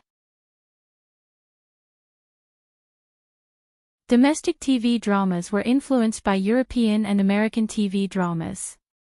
They had also introduced weekly TV dramas, but many of the weekly TV dramas that were introduced in China only learned from the broadcast cycle. In fact, they would only be broadcasted after filming was completed, but they had deliberately lengthened the broadcast cycle. To shoot a real weekly drama, the producers needed to put in more energy and effort. During the broadcast period, they had to constantly pay attention to the market trends and the opinions of the audience. In terms of plot arrangements, they had to cater to the needs of the audience. In every episode, they had to avoid the phenomenon of watering down. In fact, the viewing habits of the domestic audience were changing. Weekly dramas were emerging from nothing, and more people dared to eat crabs. There was no doubt that it would be the trend of the future of Chinese TV dramas. But at present, shooting a weekly drama required not only strength, but also confidence and courage. If someone else said that they were shooting a weekly drama, the reporters might have doubts, but they absolutely believed in Lu Chen's words, because Lu Chen's first TV series, Autumn in My Heart, was a weekly drama. At that time, he was laughed at by many people in the circle, thinking that he didn't know the immensity of heaven and earth. As a result, his face was swollen. On the contrary, in the second series, full of romance, Lu Chen used the traditional shooting method and broadcasted after filming. Now that You from the Star had returned to the weekly drama, the news would undoubtedly cheer up his fans. A reporter holding the microphone of Daily Express asked, "Mr. Lu Chen, can you reveal how much you are paid for You from the Star?" This question made all the reporters present pricked up their ears. As the most popular new artist in the domestic entertainment industry, Lu Chen's net worth had always been one of the topics that people in the circle talked about. Net worth represented status, but Lu Chen's situation was different from most people. He wrote the songs he sang, wrote the TV series and movies he made, and even invested in them himself. The only things he could take out with a clear price were probably the sale of the copyright of his original songs and advertising endorsement fees. The former was 1 million per song, and the latter started at 5 million. As for commercial performances, Lu Chen basically did not run any announcements or commercial performances, and he had not even held a solo concert. The salary was even more mysterious. Although 2 TV series and 1 movie were big hits, his salary had not been announced to the public. Although many media had speculated, only Lu Chen himself knew whether it was reliable or not. This was something that many people were interested in. Faced with this rather sensitive question, Lu Chen thought for a moment and replied, "I can tell you very frankly that Miss Chen Fei and I are paid 1 million per episode for You from the Star, 1 million per episode." The total number of episodes of You from the Star was 35. This had been announced on the official V long ago, and everyone knew it. Although the number of episodes and the total number of episodes were not equal, there was another set of calculation methods. However, according to the usual ratio, the salary that Lu Chen and Chen Fei received for You from the Star would be between 25 million and 30 million. The combined salary of the two people was almost half of the investment budget of this TV series. It sounded amazing, but no one thought it was too high, because with the current fame of Lu Chen and Chen Fei, and the ratings of the previous 2 TV series, such a salary was not high at all. One had to know that the highest paid actor in the country now had a starting price of hundreds of millions for a TV series. Although there was a considerable amount of exaggeration, in fact, it was undoubtedly more than the 2 people. However, in terms of ratings, who dared to compare with You from the Star, that had not yet been filmed? This TV series was definitely going to be popular, it was just a matter of how popular it was. And Lu Chen also said, 50% of my and Chen Fei's salary will be converted into investment to ensure the quality of the production. Actors using their salary to invest was also a very popular method in the TV series industry, but it was not very popular with producers. However, the producers of You from the Star obviously would not object.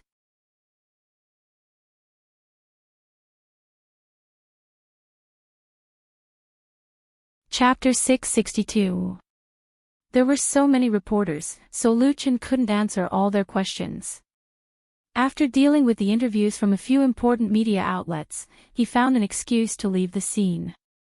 You from the Star was about to start filming, and he had a lot of important work to complete today. And in the suite of Shangri-La Hotel that the crew chartered, Lu Qin met two artists from South Korea. One of them was recommended by SPG, while the other was recommended by KGS TV station. They would play the second male and third female supporting roles in the show respectively. They were both rather important roles. The reason why they accepted these two Korean artists was mainly because of the demand for the Korean market.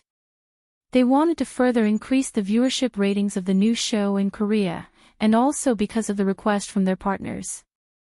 The two of them flew over from Seoul yesterday, and only met Lu Qin today. The second male supporting role was called Jing Tai.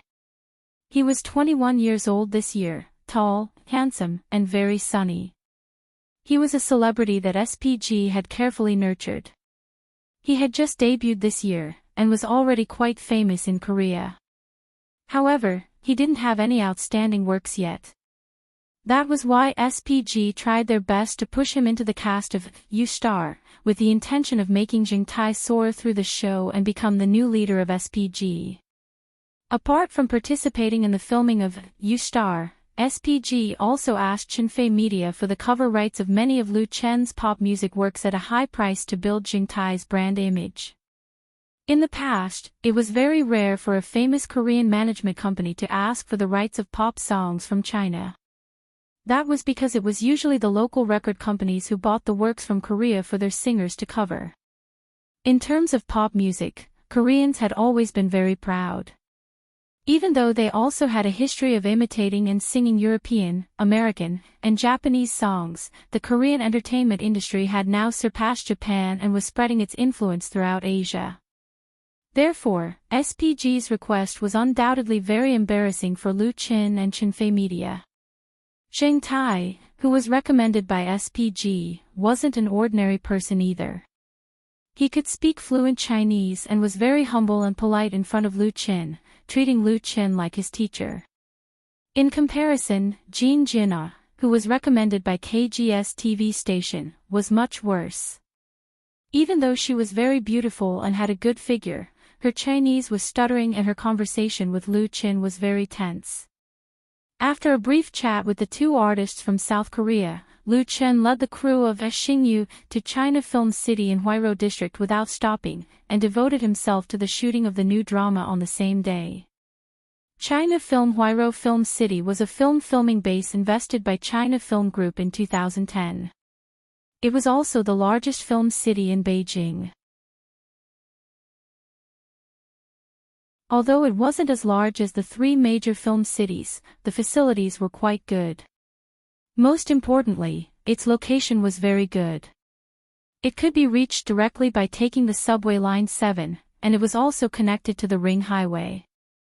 There were many five-star hotels nearby, and it was not far from the bustling business district. Most of the scenes of You Star would be filmed in Beijing. For this new TV series, the cast of the film crew was undoubtedly very strong. Based on the original Full House of Romance, it had been greatly expanded. With Beijing television station's strong support, coupled with the fact that the preparations were very thorough, the filming went very smoothly from the start. Lu Qin and Chinfei, together with Chinfei Media, threw themselves into the filming of You Star. At the same time, The Voice of China, which the two participated in producing together, swept across the screen and set off a wave of The Voice in the domestic variety industry. Since the premiere of this live-action singing show on the 19th of May, the ratings had been rising steadily. The current average rating was 6.7%, ruthlessly crushing all other variety shows in the same period. It could be said that it was invincible in the ratings rankings. A group of newcomers in the music industry made a name for themselves through The Voice of China. An Xin, Li Qian, Zhang Yi, and other students of The Voice quickly rose to fame, stirring up the domestic pop music industry. Cut. Fang Hui waved her hand and a smile appeared on her serious face. It's over. Finally, it was over. Now, all the crew members breathed a sigh of relief. This scene had been NG'd more than a dozen times. It was either the actors memorizing the wrong lines or laughing during the scene, or the lighting or camera work was not in place. Director Fong Hui was not satisfied no matter what, tormenting everyone to the point of vomiting blood. Lu Qin also breathed a big sigh of relief. He reached out to pull the tie around his neck. His forehead was covered in sweat and he felt as if he had been cooked in a steamer. His whole body was wet and uncomfortable. This was how it was as an actor. Don't be fooled by how amazing you look in front of others, but you still have to endure hardships and tiring work. What he was going through now was considered child's play. Today's scene was filmed at Beijing Foreign Studies University. The male lead he was playing came from an alien planet and hid his identity as a university professor. Therefore, many of the scenes had to be filmed at the university. And these campus scenes were all filmed at Beijing Foreign Studies University, just in time for the summer holidays. Teacher Lu Qin. As soon as Lu Qin sat down in his chair, a beautiful girl in a white short skirt walked over quickly and respectfully handed him a bottle of iced mineral water. She stammered, I'm really sorry, I made a lot of mistakes. This girl was Jin Jin-ah, an actress from South Korea. Today's scene was between her and Lu Qin. Jin Jin-ah's character was a college girl who admired the male lead.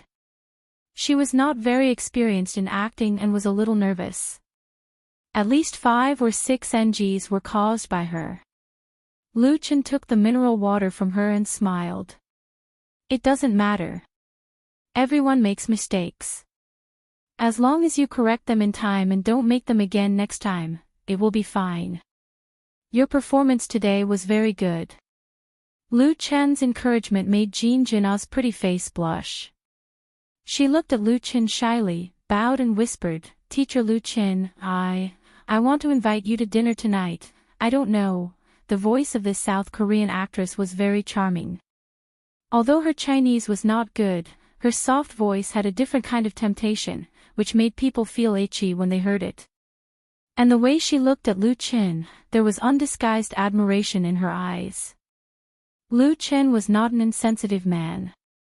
How could he not see Jin Jin-ah's affection and intimacy for him? It would be a lie to say that he was not moved at all, but it was not just an instinctive impulse. He smiled and said, Thank you, but I have an appointment tonight. You're tuning into the LoveLore Library YouTube channel. We're so grateful for your support and don't forget to subscribe to join us on this incredible journey through captivating stories. Your generosity through donations truly makes a world of difference, as it's the primary source of revenue that allows me to expand and enhance this channel for you. Thank you from the bottom of my heart for being a part of this adventure.